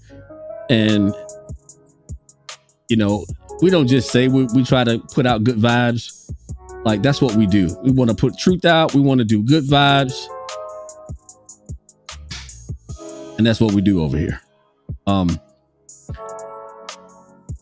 Yeah, that's what we do.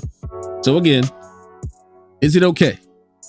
This video that you're about to listen to and participate in commenting on. If you want to come up on the panel, anybody but AC. He's one of my faithful panelists. Want to give anybody an opportunity to come up and share your thoughts. You're watching the Real Greg Kelly Show. Is it okay to take children to Pride Week? Might be an opportunity to get into this question for both. Yajalma said, if a parent took their underage child to a strip club or nude bar or peep show, that would be considered child abuse. But not a pride parade where similar nudity is present? There's not that much nudity at Pride.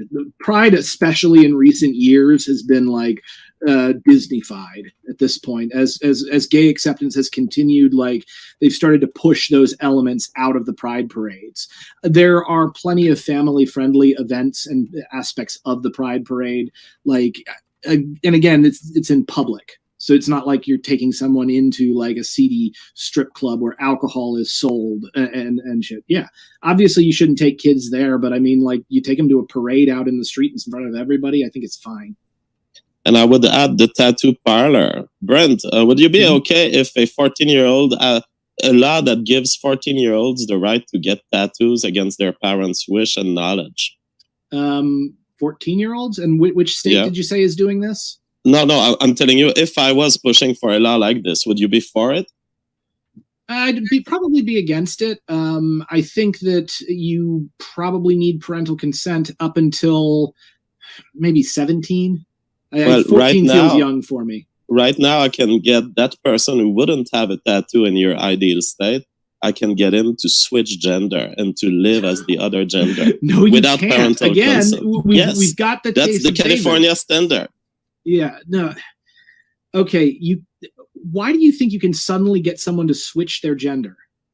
Like, Well, because you can reward them socially. You can give them more attention when they say, oh yeah, I'm not sure about my gender.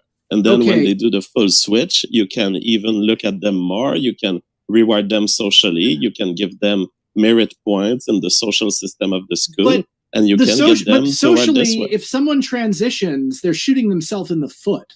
Like, if somebody comes out as queer or trans, they get kicked out of their house more often than not. Like, they get abused by everyone around them. Like, when I was a kid, great example, when I was in high school, there was a kid at my lunch table who literally every day, like, his conversations over lunch were like about how he wanted to take every gay person in the country, put them on an island, and blow up that island with a tactical nuclear strike. How do you think he would have reacted if I came in one day and being like, "Hey guys, by the way, I'm actually a woman"? He would have lost his freaking mind, and that's how most people respond. Okay, so here we go again.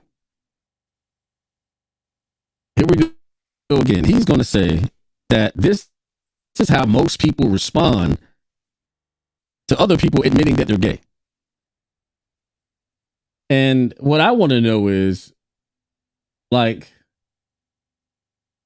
how does he know that this is how most people respond? Like, does he really know most people and how they respond?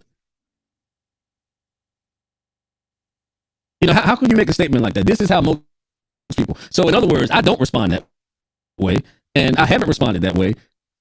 But he's saying that this is how most people respond, and that would include, when you say most people, you're saying the majority of people in the world do not like gay people. And I'm just like, why? Do you see how they continue to use, you know, lies as a means of trying to generate some form of guilt in your heart, so you can, you know, feel like, well, I'm not going to speak against that. But the truth of the matter is, buddy, I'm back. I'm back. I'm back. I'm back. I'm he's back. back. I'm back. Yeah, I just had to speak on something real quick. Bro, your freaking audio sounds like you're talking like a million miles an hour. No, it's not doing that. Yes, Why? it does. Why was it doing that? You're going like, I'm like, dude, are you auctioning something? Oh my God, the snowman, man. The snowman has found me. This is what happens with the snowman. I know I sound good. Yeah, you should flawless. sound good. I should sound flawless too. It's that Roadcaster Pro. Yeah, whatever. Anybody, look, we're not talking about equipment here, sir. I just can't believe that this guy keeps, you know, saying out of his mouth that people are getting beat up and getting kicked around and hurt and abused because, you know, they're gay. And he went as far as to say, this is how most people respond to people when they find out they're gay. Like, I mean, it's just unbelievable to me, because people that I know and people that I don't know, like, it's not even about caring of whether or not a person's gay. It's just when you continue to try and push this gay agenda on our children, and you try to force it into the workplace, and you try to make, you know, being gay, you know, an issue of class. Like, it's like, okay, if you're gay, you're in this class and you get more attention. You get more privilege if you're gay, right? But nobody cares if you're gay. But just leave our damn children alone. Very staticky, bro. That's all I'm saying. I don't know what happened, because it wasn't happening. Like, I must have hit something. I must have knocked something off. You know, you know, there is people in the gay community that have made a difference for gay people that they're not even giving credit to, bro. The first person that I could think of is a man named Harvey Milk. Harvey Milk literally gave his life to the LGBT community, and everybody forgets about him. You know, they actually he got assassinated for being gay. Dude, it's not like that no more. I think that was in the 1970s was when Harvey Milk was assassinated in his office in San Francisco. there's people like that, he actually wore a suit and tie. He actually went to work. He didn't try to get anything more than he deserved. He wasn't sitting there playing the victim card. He was a legitimate person. He wasn't an activist. He was just somebody that was fighting for his community in a positive Right. way. He wasn't trying to be super over the top about it. These people that you got now that are sitting here trying to freaking be activists, dude, they don't know the difference. They don't want equality. That's what Harvey Milk wanted, was equality. What these activists today want are is extra. They're extra. They wanting that extra. They want to be above equality. You know what? I don't care if you're gay. I don't care if you're straight. I don't care if you want to be drug around like a dog on a leash. That's none of my darn business. My business is I will treat you fair as long as you're not trying to go after children. The moment you go after children is when I have a problem. If you're a grown adult human being and you were born Jane and you want to be called Jim, you know what? I don't give a darn. You could be Jim. It's when you start trying to go into the same bathroom as my 14-year-old and 13-year-old daughters, that's when I have my problem. That's the problem. When you want to play basketball with my 14-year-old daughter and get dressed in her locker room and your dong is still swinging from left to right, I got a problem. But if you're a grown man and you're 25, if you're over 18, graduated high school, and you want to castrate yourself and get an axe mark where you had a dong, all right, so be it. I will call you whatever you want to be called. I'm not going to learn your pronouns, because if you have a tomahawk mark, I'm gonna call you she, plain and simple. Yeah, he's talking that red Joe Hitler speech for real. Let's finish this up here. Just unbelievable, man. It's just ridiculous, because he keeps talking about people getting beat up for being gay, and it's just not happening. This ain't right? 1950s, bro. Like, it's just ridiculous that he keeps saying that, man. All right, here we go.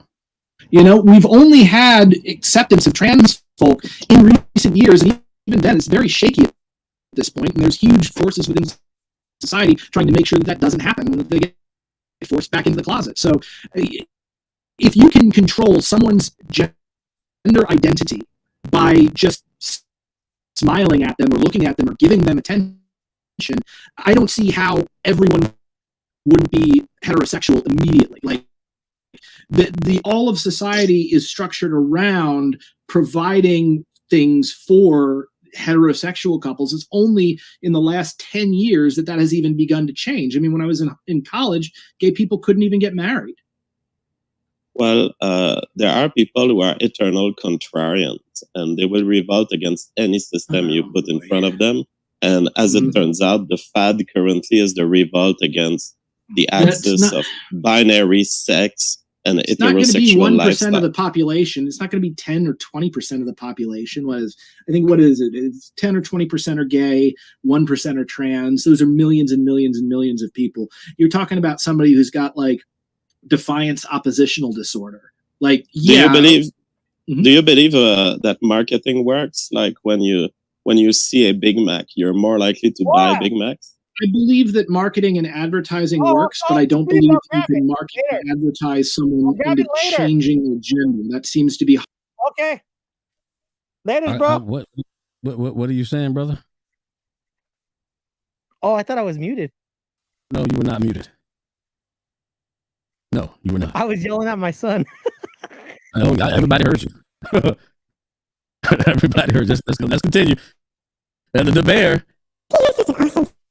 Voice. Oh my god. All right, I'm sorry, y'all. I'm sorry. I'll rewind it back, bro. No, you're good. We heard it. Everything's good. You just had a little yell. I thought you was on fire. Help! That's all. All right. Yeah. Hard coded by biology for the most part. If a person was bisexual, or gender fluid, you could maybe do that. But those people are incredibly rare. I mean, more so gender fluid than bisexual. But yeah, I don't feel like you can actually change someone's sexual preference. Again, I pointed out how gay reparative therapy doesn't work. This is specific like clinical attempts to make someone no longer be gay, and they just keep failing. So, like, I really don't think that you can change that in, I don't know, 90% of the population or whatever, 95% of the population. Oh, you can't. The problem is these tactics, they end up catching maybe 1% of the population, but that creates enormous damage for these people who get caught in the system, who get caught in a way those that is not to their own gender advantage. fluid. Those people are already gender fluid and bisexual. So what I don't exactly know what if they damage is would being be. done? I don't know if they would be if we were in a society like America 200 years ago. I think it may never cross their mind at all. Yeah, so that's definitely not the case. You know, attraction is not something that somebody chooses. It is a like very strong driving force. I remember, you know, in Vosh's debate with Alex Stein on this exact topic, he was like, "Absolutely nothing's going to stop me from sucking dick." Like that was, he felt that pull, you know, in the same way that he felt it towards women, towards men. Like that's just how his particular makeup works, you know. But even if you had the drive, you can live a different lifestyle. For example, I'm attracted to women, but I can decide not to fuck a particular woman at a particular moment. So someone could decide I'm attracted to men, but I'm going to consume male porn, and then I'm going to get a wife to get babies. Obviously, that can happen, and there are people that do that. But again, that type of repression is not going to solve the social problems that result from someone having to deny their basic, you know, identity within society. I mean, again, like we go back to David, where he was, before he even could make memories, they had already transitioned him to a female. They had given him female genitalia. They had given him hormones. And the whole time he's sitting there like wanting to shave like his dad and refusing to wear dresses. So obviously this is something that's hard coded as opposed to something that people can just do or not do. Like, dude, did you ever like just choose to be heterosexual? There's certainly a set of influence that happened in my life, and it could have gone another way, I guess. It wouldn't be very hard to take my contrarian nature and make it into a fully fabulous gay person. Okay. This might be. This might be.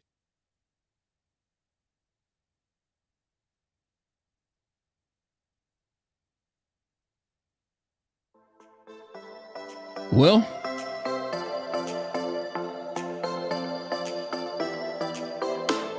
all right, we're back. Here's the thing, man, and you guys. We are back in the building, y'all. Y'all know what it is. All right, make sure you put your thoughts in the chat for me. Make sure you just let me know. I did get one comment. Nick said, "I disagree. I changed my mind." What I do want to say briefly before I say thank y'all for your participation, what I do want to say is, I don't know if you can change attraction. Like you like what you like. Maybe you like one more than the other. You know what I'm saying? I don't think you can clinically change that. But where I do agree is you can change, or you can make a decision about what you are and are not going to participate in. Then you can do that. But I don't know if you can change who or what you're attracted to. You got the floor, man. Dude, here's the thing, man, and you guys can get mad at me or whatever, dude, but here's what I think. I think that there have been gay people around since from before Sodom and Gomorrah is a thing. Yes, I believe it's an abomination, which is what the Bible calls it, but I believe there's been gay people, and I think some of them it's just built in that way. Some of them have got turned that way because they were sexually molested as kids. There's reasons why they're like that. And here's the thing, man. Again, it's not the gay people that get on my damn nerves. It's those activists. Activists are a pain in the ass. Activists are the ones that give regular, normal gay people who are just trying to make a living in the world a bad name. And it pisses me off that they're affecting other people's lives because they want to sit there and be activists and give all these other normal gay people who are just trying to make a living, giving them a bad freaking name because they want to be activists. Yeah, I agree with you on the activism. Because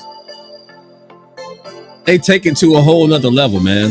And then they want to mess with the most precious thing that we have in society, man. It's our children. Like, whether you want to get yourself in trouble with a family, with a man, mess with his kids. Like, that's like ground, that's like, foundational rule number one. Like, we can all get along. Stay away from my children, man. Like, really, stay away from the kids. Oh yeah, like that guy said, dude. If you want, freaking Vosh is an idiot anyway. But if a man wants to go, Eddie Murphy said it in Delirious. Friends, you could be friends with gay people, man. Just at the end of the day, you go play tennis with them. At the end of the day, I'm gonna say I'm gonna go get a beer. He's gonna go suck a dick, bro. Shake hands, and you go suck that dick. I'm gonna go get my beer. Yeah, I don't care what you got in your mouth after we leave, because I don't ever have to worry about kissing you. Number one. Number two, it's your life.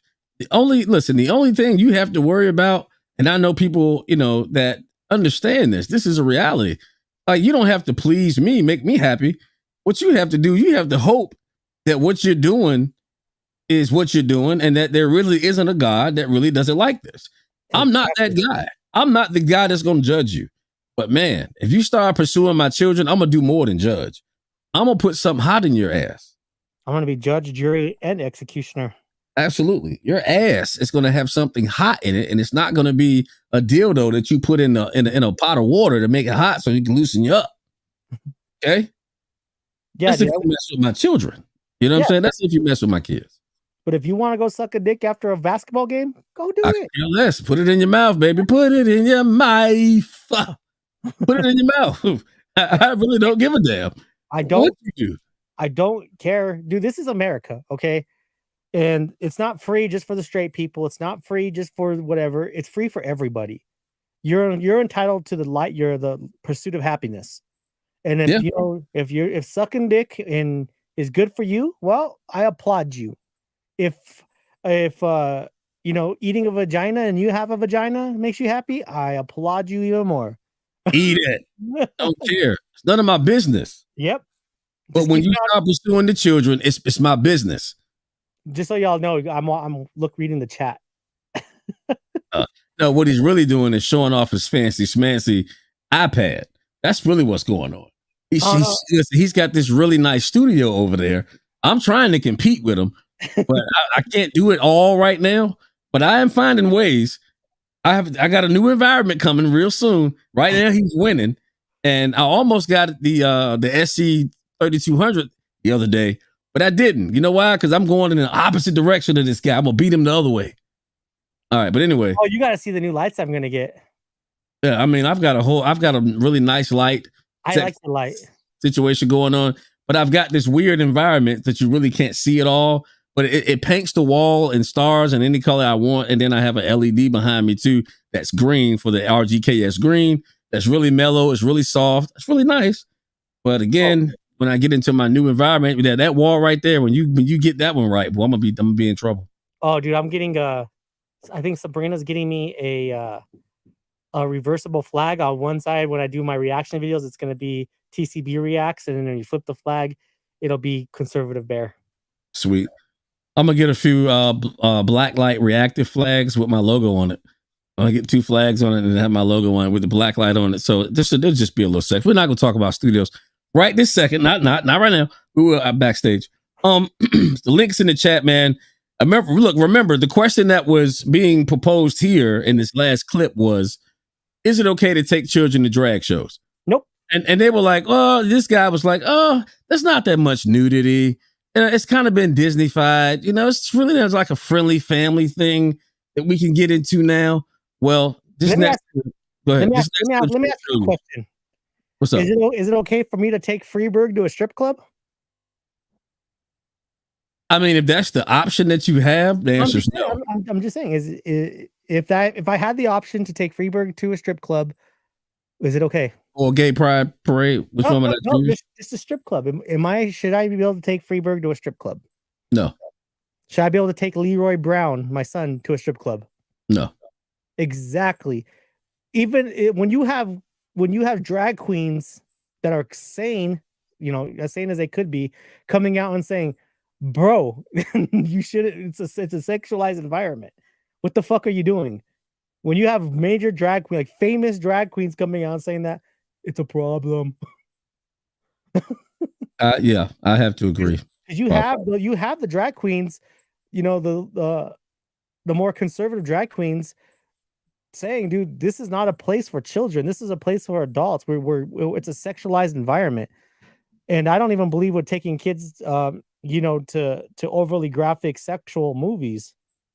Like, dude, this is what's funny. Okay, I'll tie this in together. So the other night I was watching this movie called Blonde on Netflix. It was rated NC-17.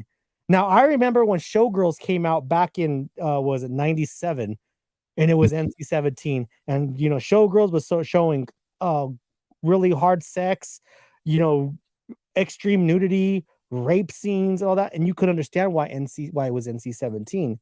Well, I watched Blonde, which was a Marilyn Monroe movie. It was a terrible movie, but dude, it wasn't half as sexualized as, not even a quarter of the sexuality that you saw in Showgirls. But you put NC-17 on that, but you could take your kids to a drag show where it's freaking Showgirls, you know what I mean? And it's okay, but you want to put NC-17 on a movie called Blonde. you see what I'm talking about though? They keep moving the goalposts. Yeah, like they move, like the goalpost will be here, but then they'll move it all the way here, and then they'll move it back all. Yeah, they keep moving the goalposts, man. And that's how you can really begin to decipher the level of twistedness. I'm going to use that word, but they're twisted because they can't stand on one foundation. You know why they can't stand on one foundation? Because there's multiple foundations, and they bounce in between foundations and start building certain buildings on these foundations. And what they don't understand is that none of these foundations are solid. They're building on sand foundations, and they don't seem to care that they fall.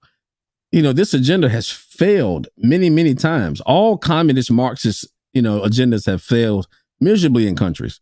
And many people aren't able to draw the connection between LGBTQ, communism, and Marxism. But I want to tell you that they are all a part of the same family. Dude, the destruction of the family unit and the demoralization of a country is all Marxist ideology. Let me break it down. Let me go a little further on that. Sure. Here's another thing, dude. The problem, I don't know what happened between our generation and our parents' generation. Because my parents, dude, I used to get my ass kicked. My dad, my fucked up. I was raised by divorced parents, but they were still equally involved. But if I fucked up, dude, my mom would call my dad, and my dad, disabled and all, would come over and beat the fuck out of me. Like it was that way. Our generation of parents, dude, we're trying, like with our parents, we knew we had friends. And then we had parents, right? You knew who mom and dad were. You knew mom and dad weren't your parents, right? I knew my mom and dad weren't my parents. Like us as parents, dude, we're becoming, not me, I'm using us in a general term, but our generation of parents want to be our kids' friends. Somehow we forgot how to distinguish between being mom and dad and being a best friend. The thing with Freeberg and Leroy and BUG is they know damn well I am their dad. I am not their friend. I will be friendly with them. I will give them the love and support that they need. But I'm a parent. That's my job, is to be ass now, ask questions later. You jack up, it's your ass. I'm not trying to be your parent. I'm trying to be your dad. And I see that a lot. And I think a lot of the reasons why we have these LGBT are, the alphabet community, why you're seeing more trans kids, why you're seeing more gay kids, is because parents are wanting to be friendly and best friends. I want to be your best friend. And then whooping that ass. And they want to, pacify it and, go into the whole feeling realm. We all know the blah, blah, blah. Yeah. And they don't want to establish any discipline. But however, I'm both friend and father. But the reason that I established my my lines that way is because I don't ever want my children to feel intimidated to approach me. But they understand that I have a law here. You know what I'm saying? The law is, yeah, we cool, but you understand, you do what I tell you. You listen to me. And I don't expect you to be perfect, but you do need to know this. All of the ill that you do has consequences. All of the good that you do has consequences. And I make sure I keep the balance. If you do good, you will be rewarded. If you do crazy stuff, you will be rewarded. And I am a very gracious, merciful, keyword, patient person, because I understand that they're humans just like I am. And I had to grow just like they have to grow. So killing them and going crazy because they make mistakes, not my motto. I want to teach them through their mistakes, but they also need to know that once I establish a boundary, once I draw a line and I say, do not cross this line, that's exactly what I mean. And if you cross it, you know there's a serious problem. However, it's like right now, I'm in here recording this. Any one of my children can walk right in here right now and say, Dad, can you help me? And I'm gonna say, hold on. Hey, babe, I'll be right back. So like nothing that I do is more important than them. You know what I'm saying? You'll never hear me tell them, hey, hold on, get out of here. No, they have an open door policy because they're mine. So in that sense, they understand that I'm a kind, gentle, loving person, and I am their friend, and that there's never a time that they can't approach me. I want them to know that. And sometimes I know I've seen one of them try to take advantage of that, and I had to teach them the lesson of making the determination. Should I talk to Dad now? Is it that important right now? Nah, I'll wait till he's finished. But they still know that, you know, just because I'm in here doing my thing, that doesn't mean that they're not welcome. So you see, I try to keep it balanced. That's all it is. And I agree with you. I'm with you too. It's like they know there's a serious side of Pops, and they know that look in my eye. When I give them that look, they know, okay, he's not dicking around no more. I quit that. I quit. Yeah, that's what I'm talking about. No. What I was meaning by that is there has to be a boundary where you're not your. Yeah, I agree with you 100%. Yeah, like there has to be a boundary. You can't be your kids' friend all the time. They mess up. You can't sit there and be like, "Oh, it's okay. It's okay. I caught you sucking dick in the back of a subway street." No, you know? Not okay. Your ass is grass. Then you beat that ass. Your ass is grass. Okay. Teacher called me talking about we caught one of your daughters in the bathroom with a dick in her mouth. Oh, thank you. There is no there's nothing to talk about at that point. Yeah, that's what I'm saying. Like people these days forget that there is. I think our generation forgot that there needs to be boundaries in your relationship with your kids. Oh, absolutely.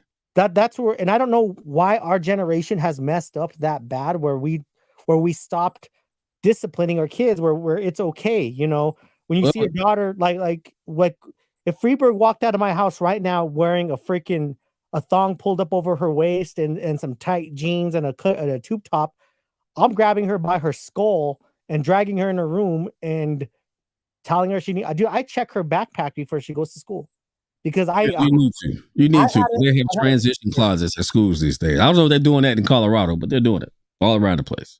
No, but I'm saying those like I had a sister, an older sister, who used to pack her clothes, her school clothes in her backpack, and I've lived it. I've seen it, so that's what I do, bro.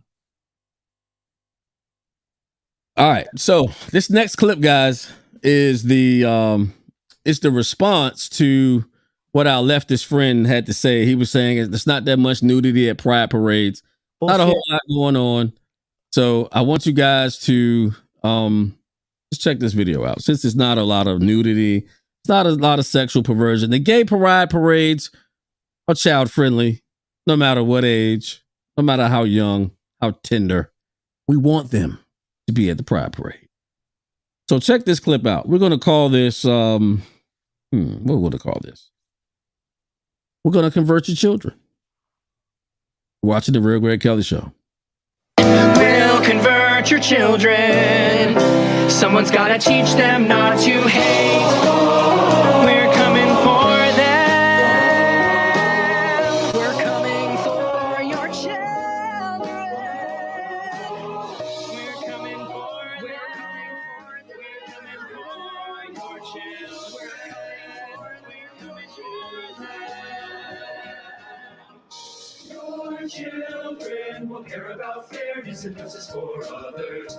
Your children will work to convert all their sisters and brothers. Then soon they're almost certain your kids will start converting you.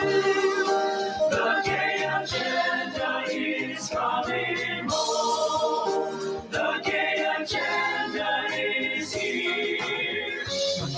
to worry. But you don't have to worry, because there's nothing wrong with standing by our side. Get on board and get a hurry, because the world always needs a bit more pride. No, you don't have to worry, because there's nothing wrong with standing by your side. Get on board and get a hurry. Ladies and gentlemen, we have hours and hours and hours of this. This is the Democratic Party culture. We have clip after clip after clip in Louisiana and Texas and New York and California and Kansas, just everywhere. Men coming to city councils in their male attire and saying, I'm a drag queen. I dance at the local gay bar. That's where I work. I want access to your children. I will groom your children. I need access to them. And what's crazy is you see these clips from Florida and Texas, and the one I was mentioning was Baton Rouge. They all say the same thing. I need access to the children. And if you study the criminology of pedophiles, they are unremorseful and say they've got to have it. Imagine you're 18, you got your male vigor going, and you just see really gorgeous women and you go ask them out and you want to date them because you have a huge attraction to them. But if they brush you off and stuff or whatever, you know not to push it because you can control your hormones. These are people that aren't going after folks that are of age, that are adults. They're going after little 2, 3, 4, 5-year-old children that see adults as authority figures, and their mothers are there saying, here, these are the good people. A bunch of them are convicted pedophiles and perverts dancing around naked in the streets, doing things that we can't even show you, being cheered by crowds of people, marching the Boy Scouts of America through the middle of it. I mean, folks, this is perverts on parade. And the whole thing is pedophilic on its face. I said I'd get to it at the end of the hour, into the next hour, because there's a lot of it, ladies and gentlemen. And the new stuff is just unbelievable. But this has been going on a long time. But we're talking people eating feces off the ground, urinating in each other's mouths, having sex on the street. That footage is pouring out of Seattle and San Francisco and Europe. And the media is freaking out that in Eastern Europe, they're arresting people that do this. You have sex in front of kids, you bring kids to one of these in Hungary, they arrest your ass, and they should. Think about this. I'm going to start getting to this right now, then I'll hit abortion next segment. It's all intertwined.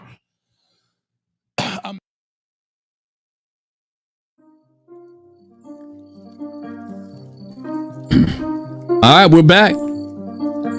Welcome back. Yeah, that looked really kid-friendly to me. That looked really, really kid-friendly to me. What about you?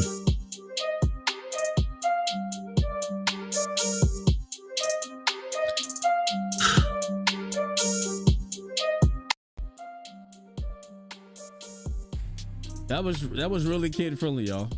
Yeah, peckers flying around, naked people walking around doing whatever they want to do.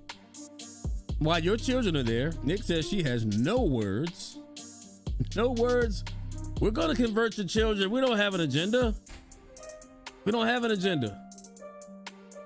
Okay? We don't have any agenda whatsoever. No agenda. No agenda. Yeah, I bet not. But I mean,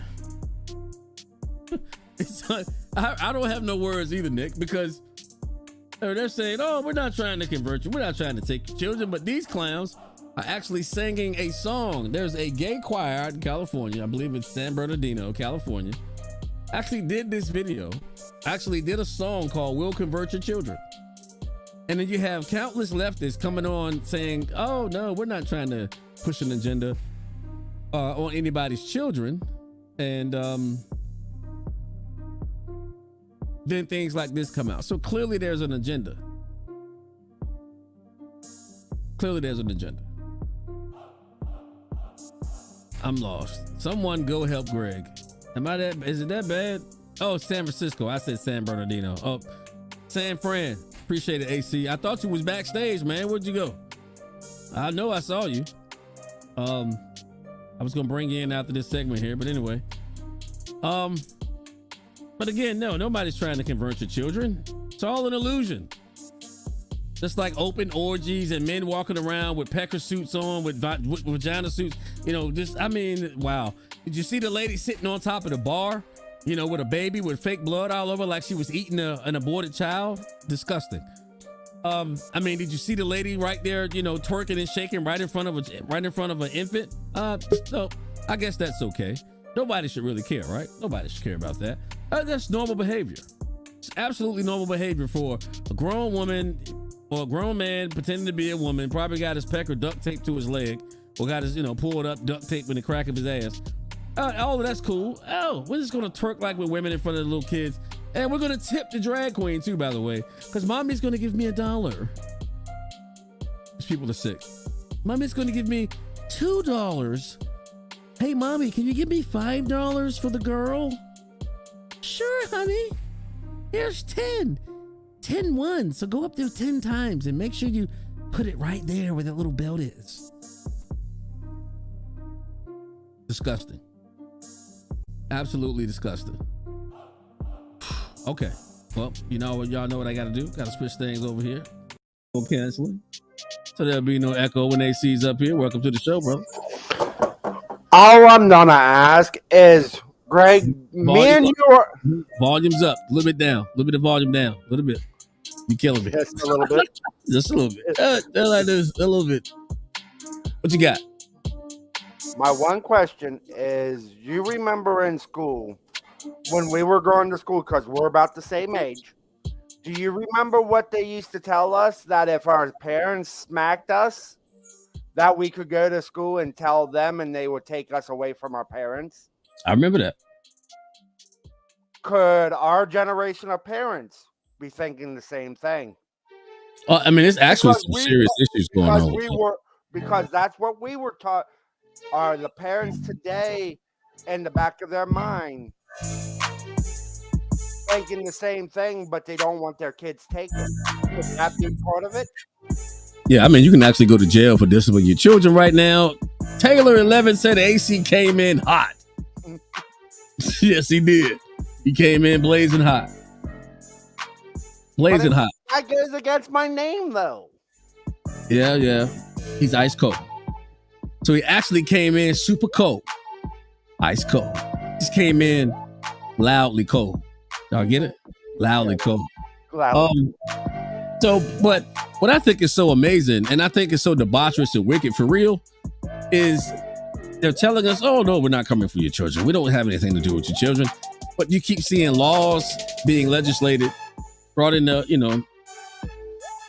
they're really brought right to the front for everybody to see. And they're saying, okay, these laws protect the child. They don't protect the parent. They don't bring the parent into some sort of, I'm going to say, they're moving the parent's influence out of the house. You know what I'm saying? I'm stuttering. It makes me so mad. I don't even know how to say it, because it's unthinkable, man, that a parent doesn't have any say so over what their children do at school, and there's a teacher or a counselor that has more say so about what your child will do with their bodies and their minds than the parent does. Brother, it's unthinkable to me. But Greg, we know their playbook. What does their playbook tell us? Their playbook of the political establishment. Because I've seen a video, and I wish I had it with me. I don't know if you showed it. Do you know when the Ukraine-Russia was supposed to start? It started in 2008. It's been going on since 2008. It really turned up in 2014. It's been going on, and now it's supposed to really spark off right around election time. And Donald Trump put a hold on that for 4 years. Think about that. Yeah, I mean, I'm 100% in that vein with you because this is one of the reasons why these people are so desperate to get wanting him to get out of office. Because if he stays in office, then they're 8 years behind the 8 ball, and of course they don't want that. Because there's a video of Lindsey Graham and an asshole veteran that I do not like, John McCain, in 2016 over in Ukraine. That's been leaked around for a while. So they were planning this well before Donald Trump. Oh yeah, this has been in the making. I mean, what's been going on over there in Europe? You know, we can go all the way back. We can go back to the 90s. It goes further than that. But if we just stay there, we just start from the 90s and come upward, we can see that a lot of this happened right under our noses because we were younger, much younger. And of course, the world that we were living in the 90s, you know, we were 19, 20 years old. Like, who gives a damn about what's going on in the world coming from where we come from? Who cared? Who cared? Like, you know what I'm saying? I was hip. I knew what was going on, but I didn't understand the ramifications of what was happening. But, you know, now that when I look back, what I see is, wow, like this has been going on for so long and people are acting like it just began and they're so shocked and they're so amazed. Oh my God, Russia and Ukraine, Russia, America, Europe. That's going to be a World War III. Well, listen, that war we're seeing way afar off. Okay, people, just so you know, way back in the day, we know guys that had an idea about Russia and America going to war back in the 1800s. And then it just finally, you know, people were able to position themselves politically and financially and in the military, those entities coming together collectively to say, you know what, we're going to make sure that the Russians never come to power. And that's an American agenda. And people just don't want to admit it. They don't want to say it because they don't want to be called a water toter for Vladimir Putin. Hey, Nick, I'm going to say this now. I miss the 80s. I want to go back to the 80s. Bro, what year were you born? 81. You don't even know what was happening in the 80s. I know, so you don't do that. I know a little bit. I know a little bit. You don't know nothing about no damn 80s. Shut up. You don't know about the 80s. All right, so look, man, Bear, DCB had to escape. But he dropped something for us. And this is along the lines of just how much these people lie, man, and create stories. And I want you to get this from the Bear Cave. You're going into the Bear Cave.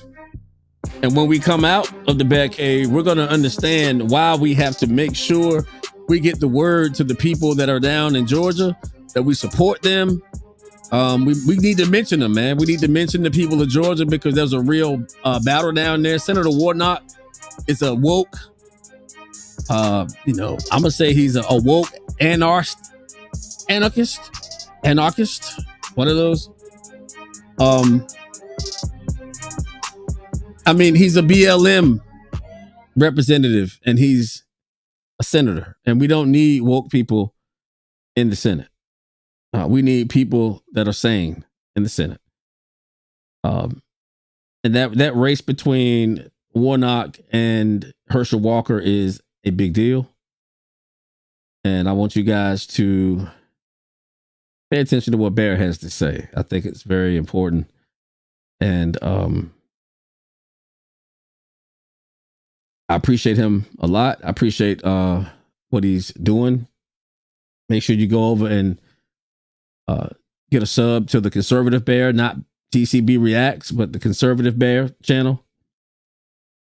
And without further ado, let's go into the Bear Cave. Thank you, Greg. Now, I want to talk to you guys about a woman who has said Herschel Walker, the Republican Senate nominee in Georgia, paid for a woman to have the A word in 2009. Now she's saying that he urged her to terminate another one 2 years later after they ended their relationship after she refused. In a series of interviews, this woman said that Mr. Walker had barely been involved in their now 10-year-old son's life, offering little more than the court-ordered child support and occasional gifts. Now, here's the thing that I want to talk about a little bit, okay? Now, if Mr. Walker did this and is now out of the child's life, if she's a Democrat and these Democrats, shouldn't they be applauding this? Because here's the thing, this may sound a little controversial to your audience, Greg, and I hope you forgive me for this.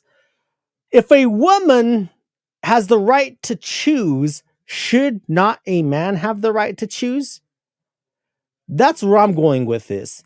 Now, this woman disclosed the new details about her relationships with Mr. Walker, who has anchored his campaign on an appeal to social conservatives as an unwavering opponent of the A word, even in cases of R and I. After the former football star publicly denied that he knew her, he called her some alleged woman in a radio interview this Thursday.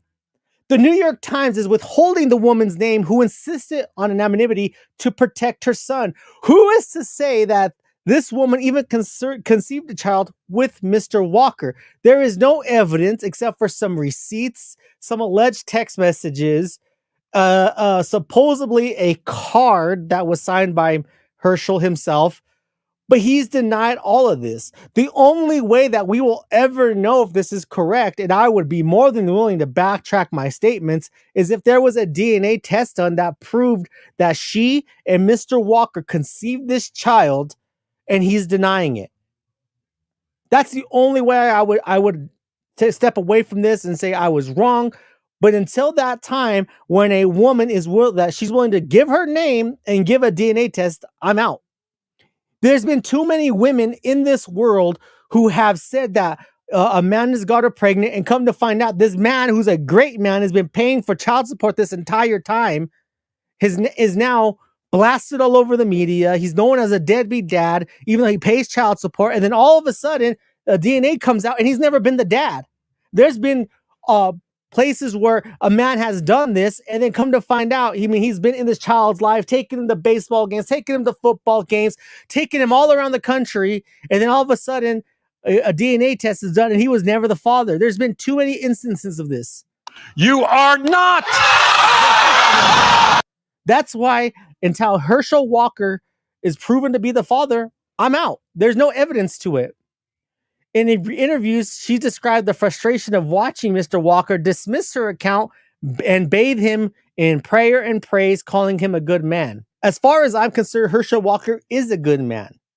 Until your allegations are proven true, they're just allegations. There's no sunshine on a rainy day. They're all allegations. And in America, you're innocent until proven guilty. And that should be in public opinion as well. She has said that she wanted Georgia voters to know what kind of man Mr. Walker was to her. We don't know that yet. We don't know that. We don't have no evidence of this. As a father, he's done nothing. He does exactly what the courts say, and that's it. She said he has to be held responsible just like the rest of us. If you're going to run for office, you need to own your life. As far as I'm concerned, he does. Until you're able to come out and give actual evidence that this child is Herschel's, again, I'm out. You need to shut the hell up and either shit or get off the pot. Either prove yourself that that he is the father, or get off the pot. Allegations of a paternity are nothing to me, and it should be for all of us, until this woman has come out and said it herself that Herschel is the father. The interviews and documents provided to the Times together corroborate and expanded upon an account about her first A word, first published on Monday in the Daily Beast. The Times had also independently confirmed details with custody records filed in family court in New York, and interviewed a friend of the woman to whom she described the A word and eventual breakup of Mr. Walker's. Mr. Walker's campaign declined to comment about the woman's account. The woman reaffirmed the key details of her account, that they conceived a child in 2009, decided not to continue the pregnancy. Mr. Walker was not married at the time, so even if he did do this, it's not an affair. She provided the Times a receipt of $575 she was given after paying for the procedure at an Atlanta women's clinic, and a deposit slip showing a copy of a $700 check that she said Mr. Walker gave to her as reimbursement. It doesn't, I bet you on that check, it doesn't say reimbursement for X, Y, and Z. I bet you it's just a check that says whatever. Mr. Walker repeatedly denied her account, calling it a flat-out lie and the work of the Democrats and the hostile media. He has disputed that he signed the card. He told Fox News on Monday that he sends money to a lot of people, which I'm sure he does. I know it's untrue. I know what's untrue. Mr. Walker said on the Hugh Hewitt show on Thursday. I have no idea at all, and that's the problem. Is when they said I had kids that I was hiding, a lot of people don't know that this same reporter found out that this was not true. Never wrote a retraction. Never said anything. They just let it go and went on. And in this case here, they're saying, "Oh, some alleged woman," and now it's somebody that you used to know and you know so well, and this and that. They're saying it, and I said, "Yeah, they can say a lot of things, but I know for a fact no one has ever told me or I paid for an abortion, and that never happened." Later on Thursday, he gathered reporters in a lumberyard 150 miles east of Atlanta for his first public event since the report first service and read a statement that did not directly address this option. You're here because Democrats are desperate to hold on to power. They are desperate to make the race about my family. I agree. I think people should just shut up and wait for those things to fall. We don't know what this is. Again, I'm willing to backtrack and issue a statement that if I'm wrong, I'm wrong. But as until this woman is able to prove that she had a relationship, had a word that was Mr. Walker's, I'm checked out. Because we should all hold our tongues until we are 100% sure. And as of right now, we are not 100% sure. I want to thank you all for taking your time out to watch this segment. I'm going to pass it on to you, Greg. There you go, Greg. Thanks, bro.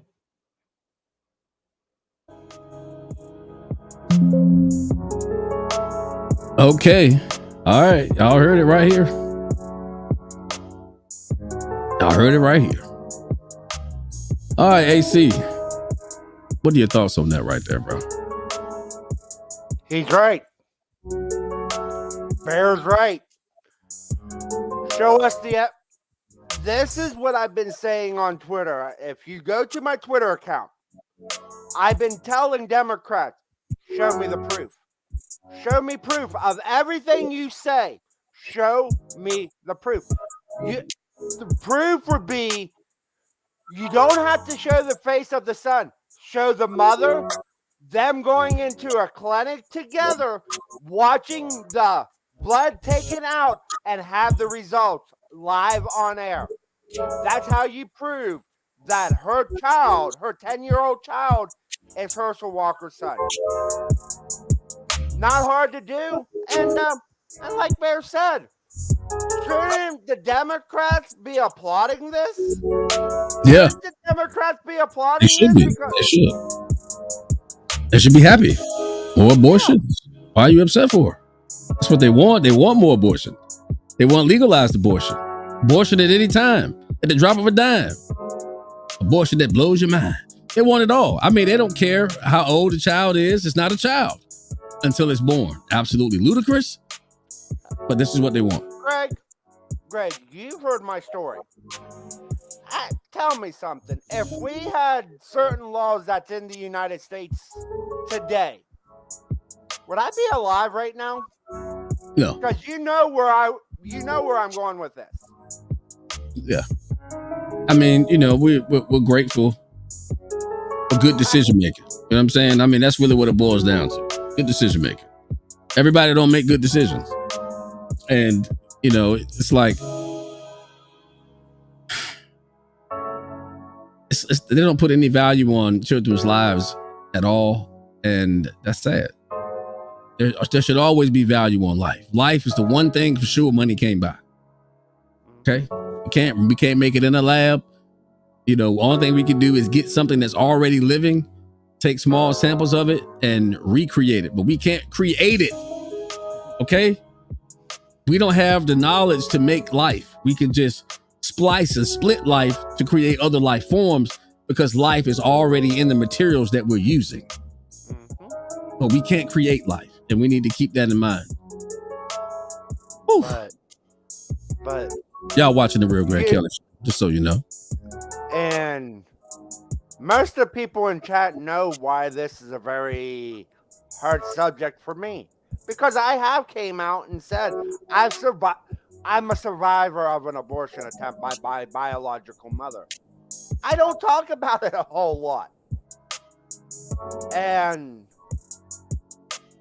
you show the hypocrisy of these elected officials trying to destroy a man's character because they said he made a woman do something. But if a woman decides to do that, that's fine. Taylor said, the powerful thing about free will is that the greatness it can create can also cause destruction. Absolutely. Some people believe they have free will in order to destroy the will of others. They're sadly mistaken. But I want to thank everybody for tuning in tonight. Y'all watching the Real Greg Kelly Show. We just sitting back, relaxing, having a conversation. If you have any questions, I said it's going to be a Q&A. If you have any questions, please put them in the chat. Please put them in the chat. We want to talk to you. We want to know what you're up to, what your thoughts are. Y'all watching RGKS. The floor is yours, AC. The floor is yours. I have a question for you. What do you think? Why do they want to they say the black man is so has so many things going against him. Why are they going after a black man? Why are they going after a black man in this? If they are so marginalized, why are they going after a black man? Is it because he says he's conservative? Or is it because they do not want him, they want to keep power? Which one is it? I think we know it's the power thing. Mm-hmm. All right, we got a statement from Bear here.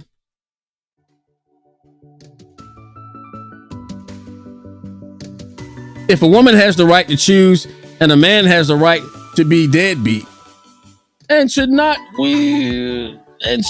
have to pay. Well, hey, I got you. So if the woman has the right to choose whether or not the baby lives, can the fathers have the right to choose to be a deadbeat? I mean, what's your thoughts? Should a man be able to say, oh, I don't want to do nothing? Oh, sorry.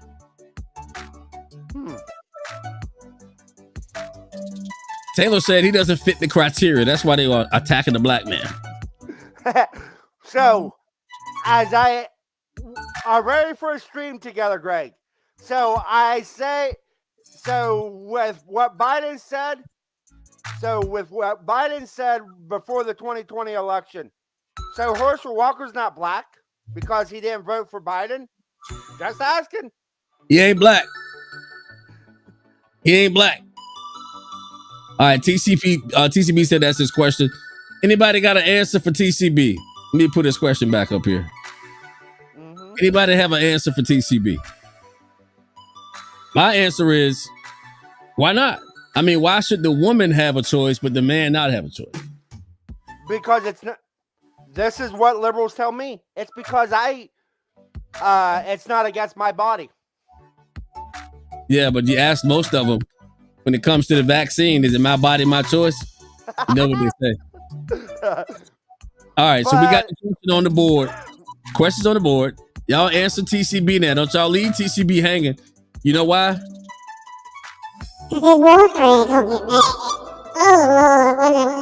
What happened? Oh, there I go. I don't know.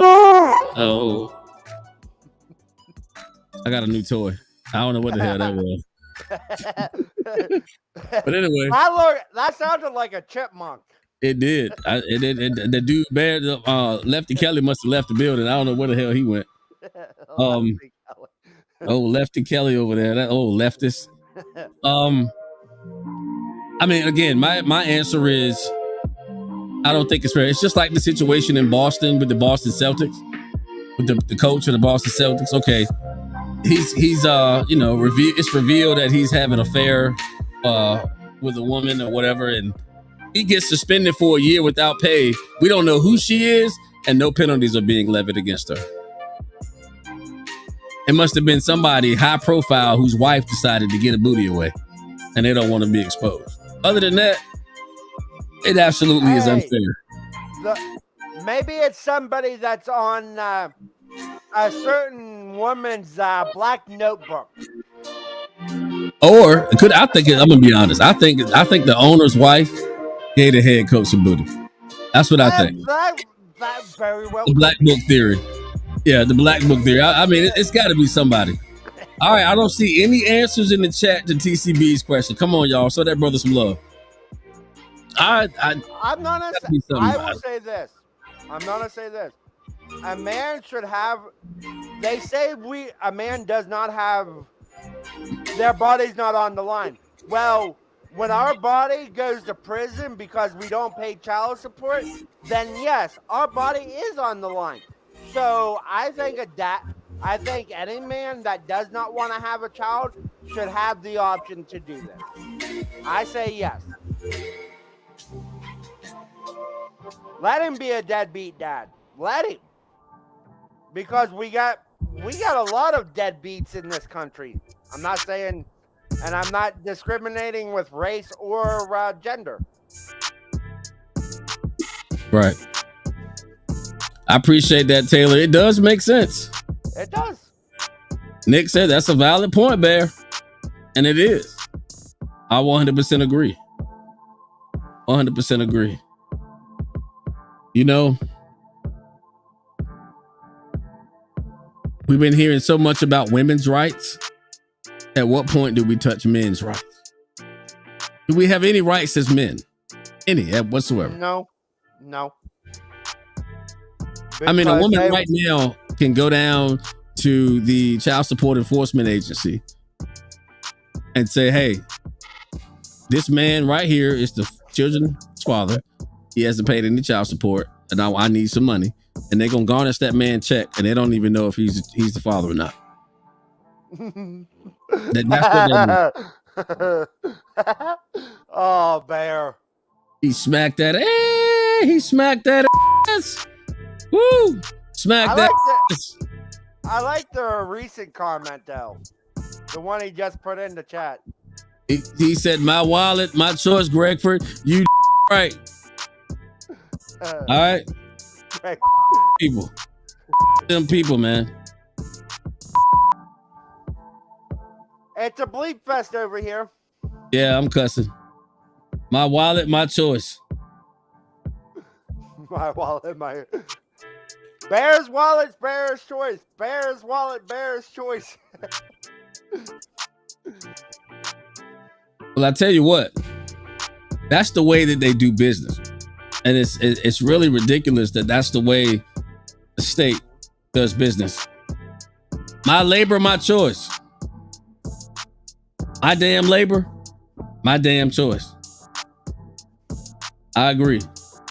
My labor. How you gonna tell me where to spend my money? Do what I want to do. Oh Lord, I have an unusual guest. Hold on. This is gonna be interesting, y'all. Welcome to the show. The only one. Oh, Deborah is in the building. Bam. Hey, Deb. Well, hello there. Where are you doing, Deb? You look like a black patch. You look like my sister right now. Yeah. I apparently you got something to say. So what's going on? Talk to me, please. Oh yeah. Yeah, I got a lot to say. Apparently you got something to say. So what's going on? Talk to me, please. Turn your TV off. Yeah, I know. I gotta turn my TV off. Ugh. Hang on. I know. Hang on.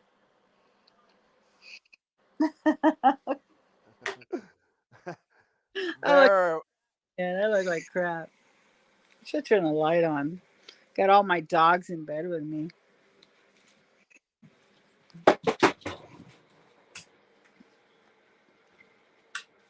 Well, Deborah, come on. What's up, man? Talk to me.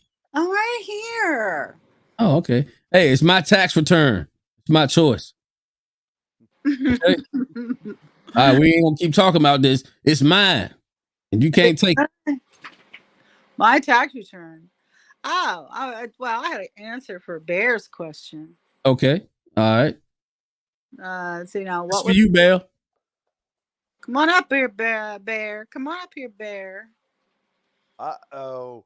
He's getting called out. You just called Bear out. Well, that's scary there. Ooh, That's a scary proposition. mm. Oh, she called Bear out. All right. Whenever you're ready, I'm ready to hear it. He knows I'm friendly. It's a jacking. Yeah, baby, it's a jacking. Get up here, you.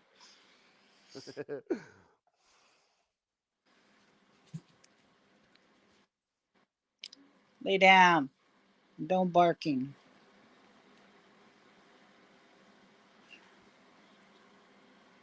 All right, Deborah, you got. You say you got a lot to say. I'm waiting. What you got? Well, I'm trying to remember the question he asked. What was that question about? He asked if women have choices. Here we go. If a woman has a right to choose, the A, which is abortion, a man has the right to be a deadbeat and should not have to pay child support. Well, that's the question. I don't believe a man should have the right to be a deadbeat. Because if he can produce the seed if he can produce the seed as well as the woman can spread her legs, as you would say, 50-50, then he should be able to help produce to take care of that child. But if she wants to abort that child, I don't agree with that because I believe in pro-life. And I believe that if that man wants that child, I believe that he should have the chance of being able to take care of that child. Because I don't believe the woman should take that child's life against the man who doesn't even know it's being taken away from him, if you know what I mean. So, if she's going to kill that baby without him knowing it, that's wrong because I feel that that baby should go to the father if he wants it or his family and let him raise it the best way he can because I've heard, there's been really good fathers out there that's taken really good care of their children. And you know that, Bear. You've done the best you could with your children, and so have you, Greg. You've done, We're supposed to do our best as parents, and if you love the children, no doubt. and you know yourself that in the creation of, it's not our body, it's God's body. You know what I mean? Yeah, and I think what Bear's speaking to is the fact that if the woman can choose to take a child's life, then a man should be able to choose too. And the truth of the matter is, you can't have it both ways. You can't mandate that the woman can have an abortion, but you give the man no rights. That right there is what he's speaking to. Well, what I'm trying to say is if there's no baby, how can you be a deadbeat to provide for a baby that's not there? Are you trying to say that if she kills the baby and if she's still with the man, then he can be a deadbeat? Is that what you're trying to say? No, what he's saying is that the man should be able to choose whether or not he will or won't be a deadbeat, just like the woman can choose whether or not she will or won't be the mother. Will she abort the child? And in the instance, and speaking to that, is that the man has no say so either way. Well, I know that, and that's not right. And that's what he's saying. It's a statement, that kind of brings everything around full circle. All right, so the woman has a right to take the child's life. Why doesn't the man have the right to choose not to participate in the child's life if she decides to, keep the child when he has no say so either way? So, like, does he have it? What say so does he have? Like, does a man have any say so? Oh, and if he does, what should that say so be? Well, that's the thing. If you're taking the child's life, there is no child. But if you're participating on being a deadbeat, you're not making the wife suffer or the girlfriend suffer. You're making the child suffer. There's the point right there. If you Yeah, I 100% agree. choose to be a deadbeat, you're not making anybody suffer but the child yourself. I know I raised 4 boys and I had a deadbeat husband and I had to struggle all my life raising 4 boys on my own, and he chose to go to prison. And it was very hard. Very hard. And I wanted my boys. And And I it was agree. wrong because he chose that. And I had to struggle. I mean, to this day, my kids still remember how they had to wear Salvation Army clothes. They still remembered how we had to go to churches for their clothes.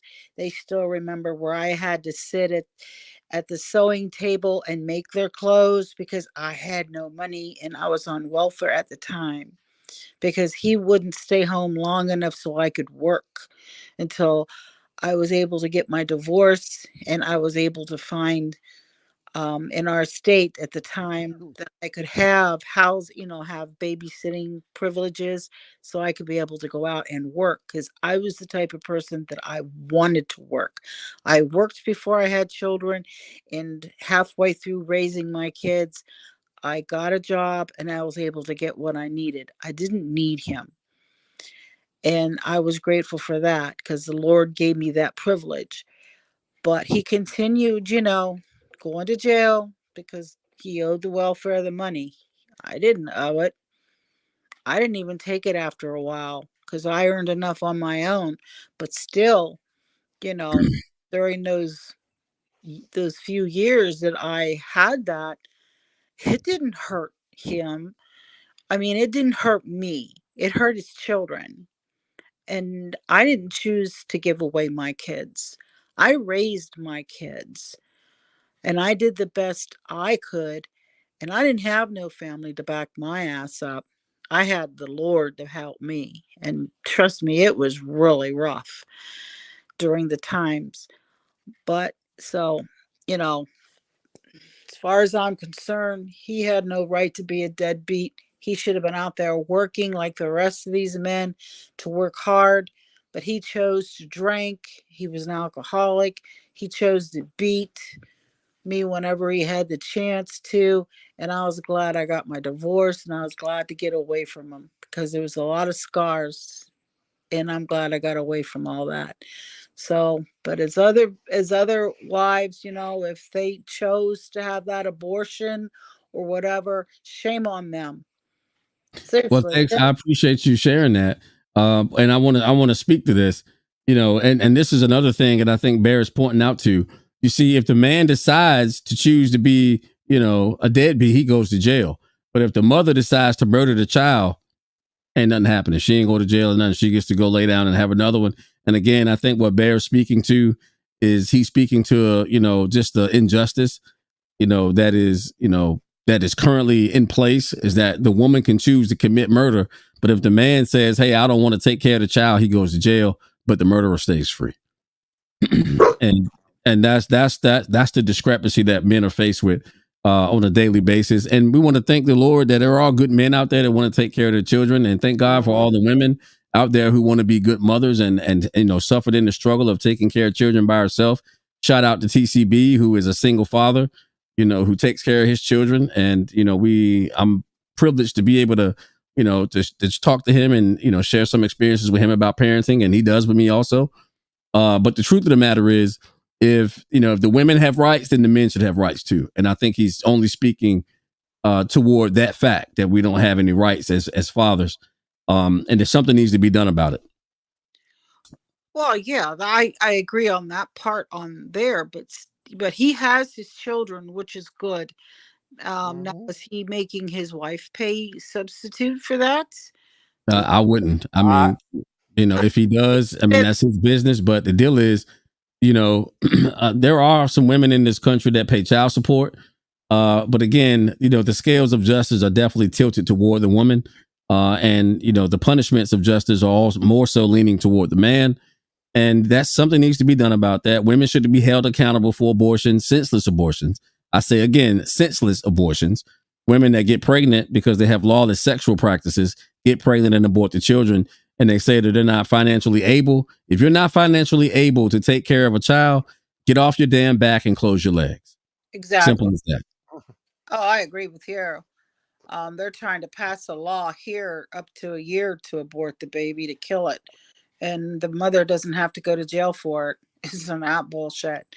Yeah, if the mother What doesn't go the to jail, the doctor should definitely go to jail. Yeah, I mean, California and Maine is trying to pass a law that up to a year old, the mother's if she doesn't want that child, she's allowed to kill the child and not go to jail. And that you can look at AC Newsom and all. I believe me, Deborah, I already know this And that's because you know me. Me and you sat down and we've talked about this issue. And I understand where Bear is coming from. Yes, fathers should have rights after the child's born. If they want to give up that child and not have to pay into that, I can understand that. But the thing about it, and Bear, you're right. Children's lives matter. That you're that because if we have the laws in place today back in 1981 when I was born, guess what? I wouldn't be here. I thank God that He's given me a purpose outside of YouTube to talk to people about what happens. But the thing CLM, about baby. CLM. CLM, yes. And Bear, CLM. I'm gonna say this, and Deborah, I mean this for you too, and for any other single parent that might see this. Keep up the good work because a parent's job's never done. I don't care if you're a mother, a father, single parent, or if you had both growing up. A parent's job's never done. And thank you to all the single parents that love their kids and stand by their kids and help their kids, no matter what it actually is. And Bear, I will say this from the bottom of my heart. I've watched your videos with your daughter, and I see the joy you get when you actually do them. Enjoy that time because there's certain things I'm not saying here on YouTube, but Bear, I want to share something with you somewhere down the road because I want you to know a little bit of my story. But keep up the good work, Bear. Deborah, thank you for sharing your story with us because you guys make this for me feel like a family because of the things that I've went through in my life. Well, I lost my first child, and to this day, I feel like there's something wrong, missing. And that was when I was like 2021. And then, of course, lately I lost my next to the oldest child. And I haven't quite got over that yet. But I just, when I hear of a mother doing what she's doing to their children, aborting and all that, it just deepens my heart. Like, how can you do this to your own child? Give it away. I don't care if you've been raped. Do the morning pill, whatever. Do something. You can do it. You can go. They're giving away these things so you can get it done. I've been raped twice. I've taken I've taken precautions so I didn't get pregnant during those times when I was. And so I know the situations. Why these women don't go and get done and get it taken care of, I have no idea. And I don't know why. But there's times, like I said, that you can go and get these done, and you can go to rape therapy, which I've done. Um,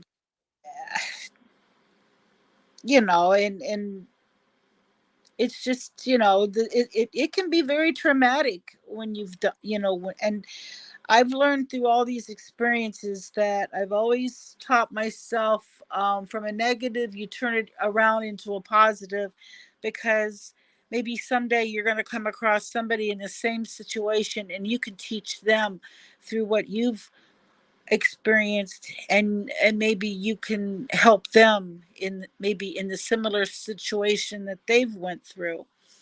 And that's what I've always taught myself, and that's what my grandmother has always taught me, that look, if you find yourself in a negative situation, find something out of it that you can turn it around into a positive. And that's what I've always tried to do. The hardest part, I have to admit, that it's been a struggle, is finding something positive about my son, the one that just passed, because it is your flesh and blood. And the only thing that I could find out of it, and me and Greg has talked about it because he's been helping me through it, is that he's in God's hands right now and he's healed. And of course that's mostly what people feel and think, but you still have those days and you still go through those days, but the people that suffer when they want to be, like what Bear said, of having that choice of being a deadbeat, I can't picture men wanting to do that just to throw their child's life away just because of the mother. It's like, who cares about the mother? Do what Bear, like what you did, raise your children, or fight for that child and give it a home to someone that would love to have a child, something to that effect. I agree. I agree with you. Don't 100%. be a deadbeat, but at least give it to someone that's going to give it a good home. If the mother doesn't want it, fight for that child, fight for your rights, and say, look, I want that child, but I want it to have a home. If I can't take care of it, I know a good family that will take care of it. And then if you want to be a deadbeat, that's fine. But at least fight for that child so it can have a home, so it can have a life, of its own. Because it's not, it's nobody's choice to take that life, because that is a different life,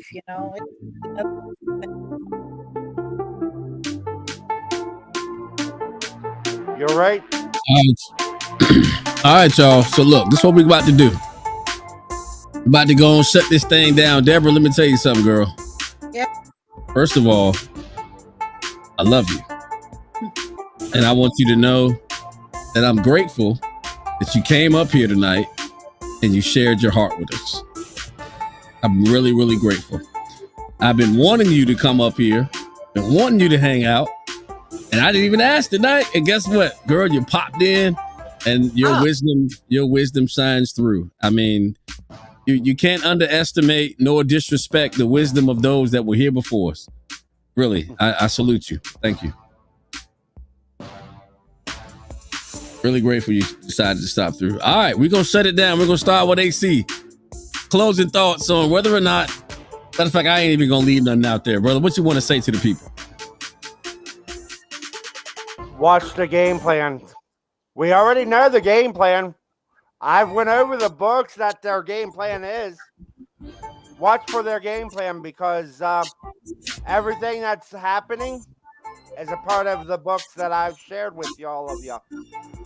So all I'm going to say is great information as always. And to all the parents that love their kids and don't want to see this happen, keep them close to you. Love them, protect them, and tell the government, this is from somebody that doesn't have kids, tell the government to get out of your damn business, because they don't need to be in it.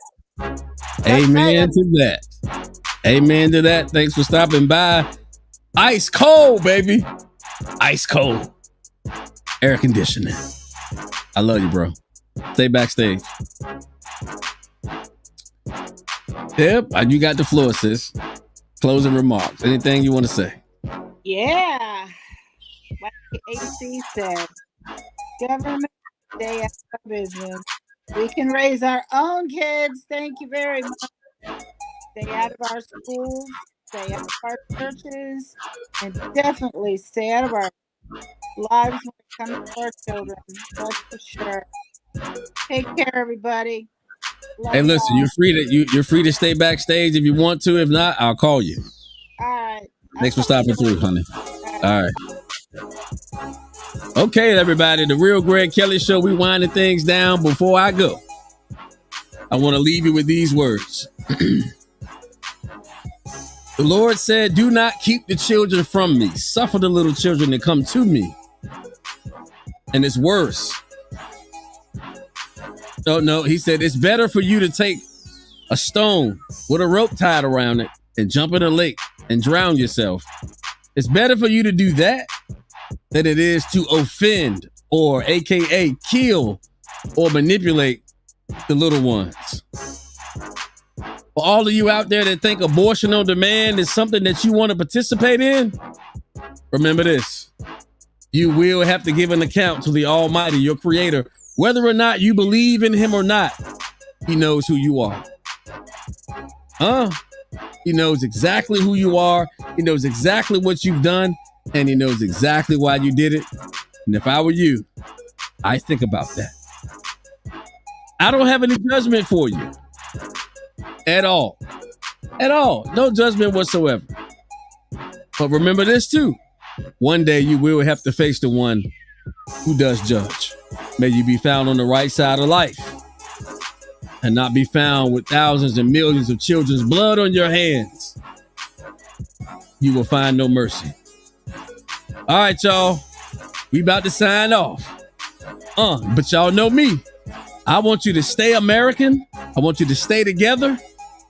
Keep loving each other. We can accomplish anything together. Shout out to the chat, man. Y'all been great tonight. You've been great. Shout out to Deborah for stopping through. Love you. Love having you here. AC, you always know you're welcome. No matter what, you know. You're always welcome. We love you guys. Y'all know what time it is. This is RGKS, man. Woo, love is how it's supposed to feel. It's supposed to feel like love, right? So remember that. We're going out. This is how it's supposed to feel. Just ride to the music.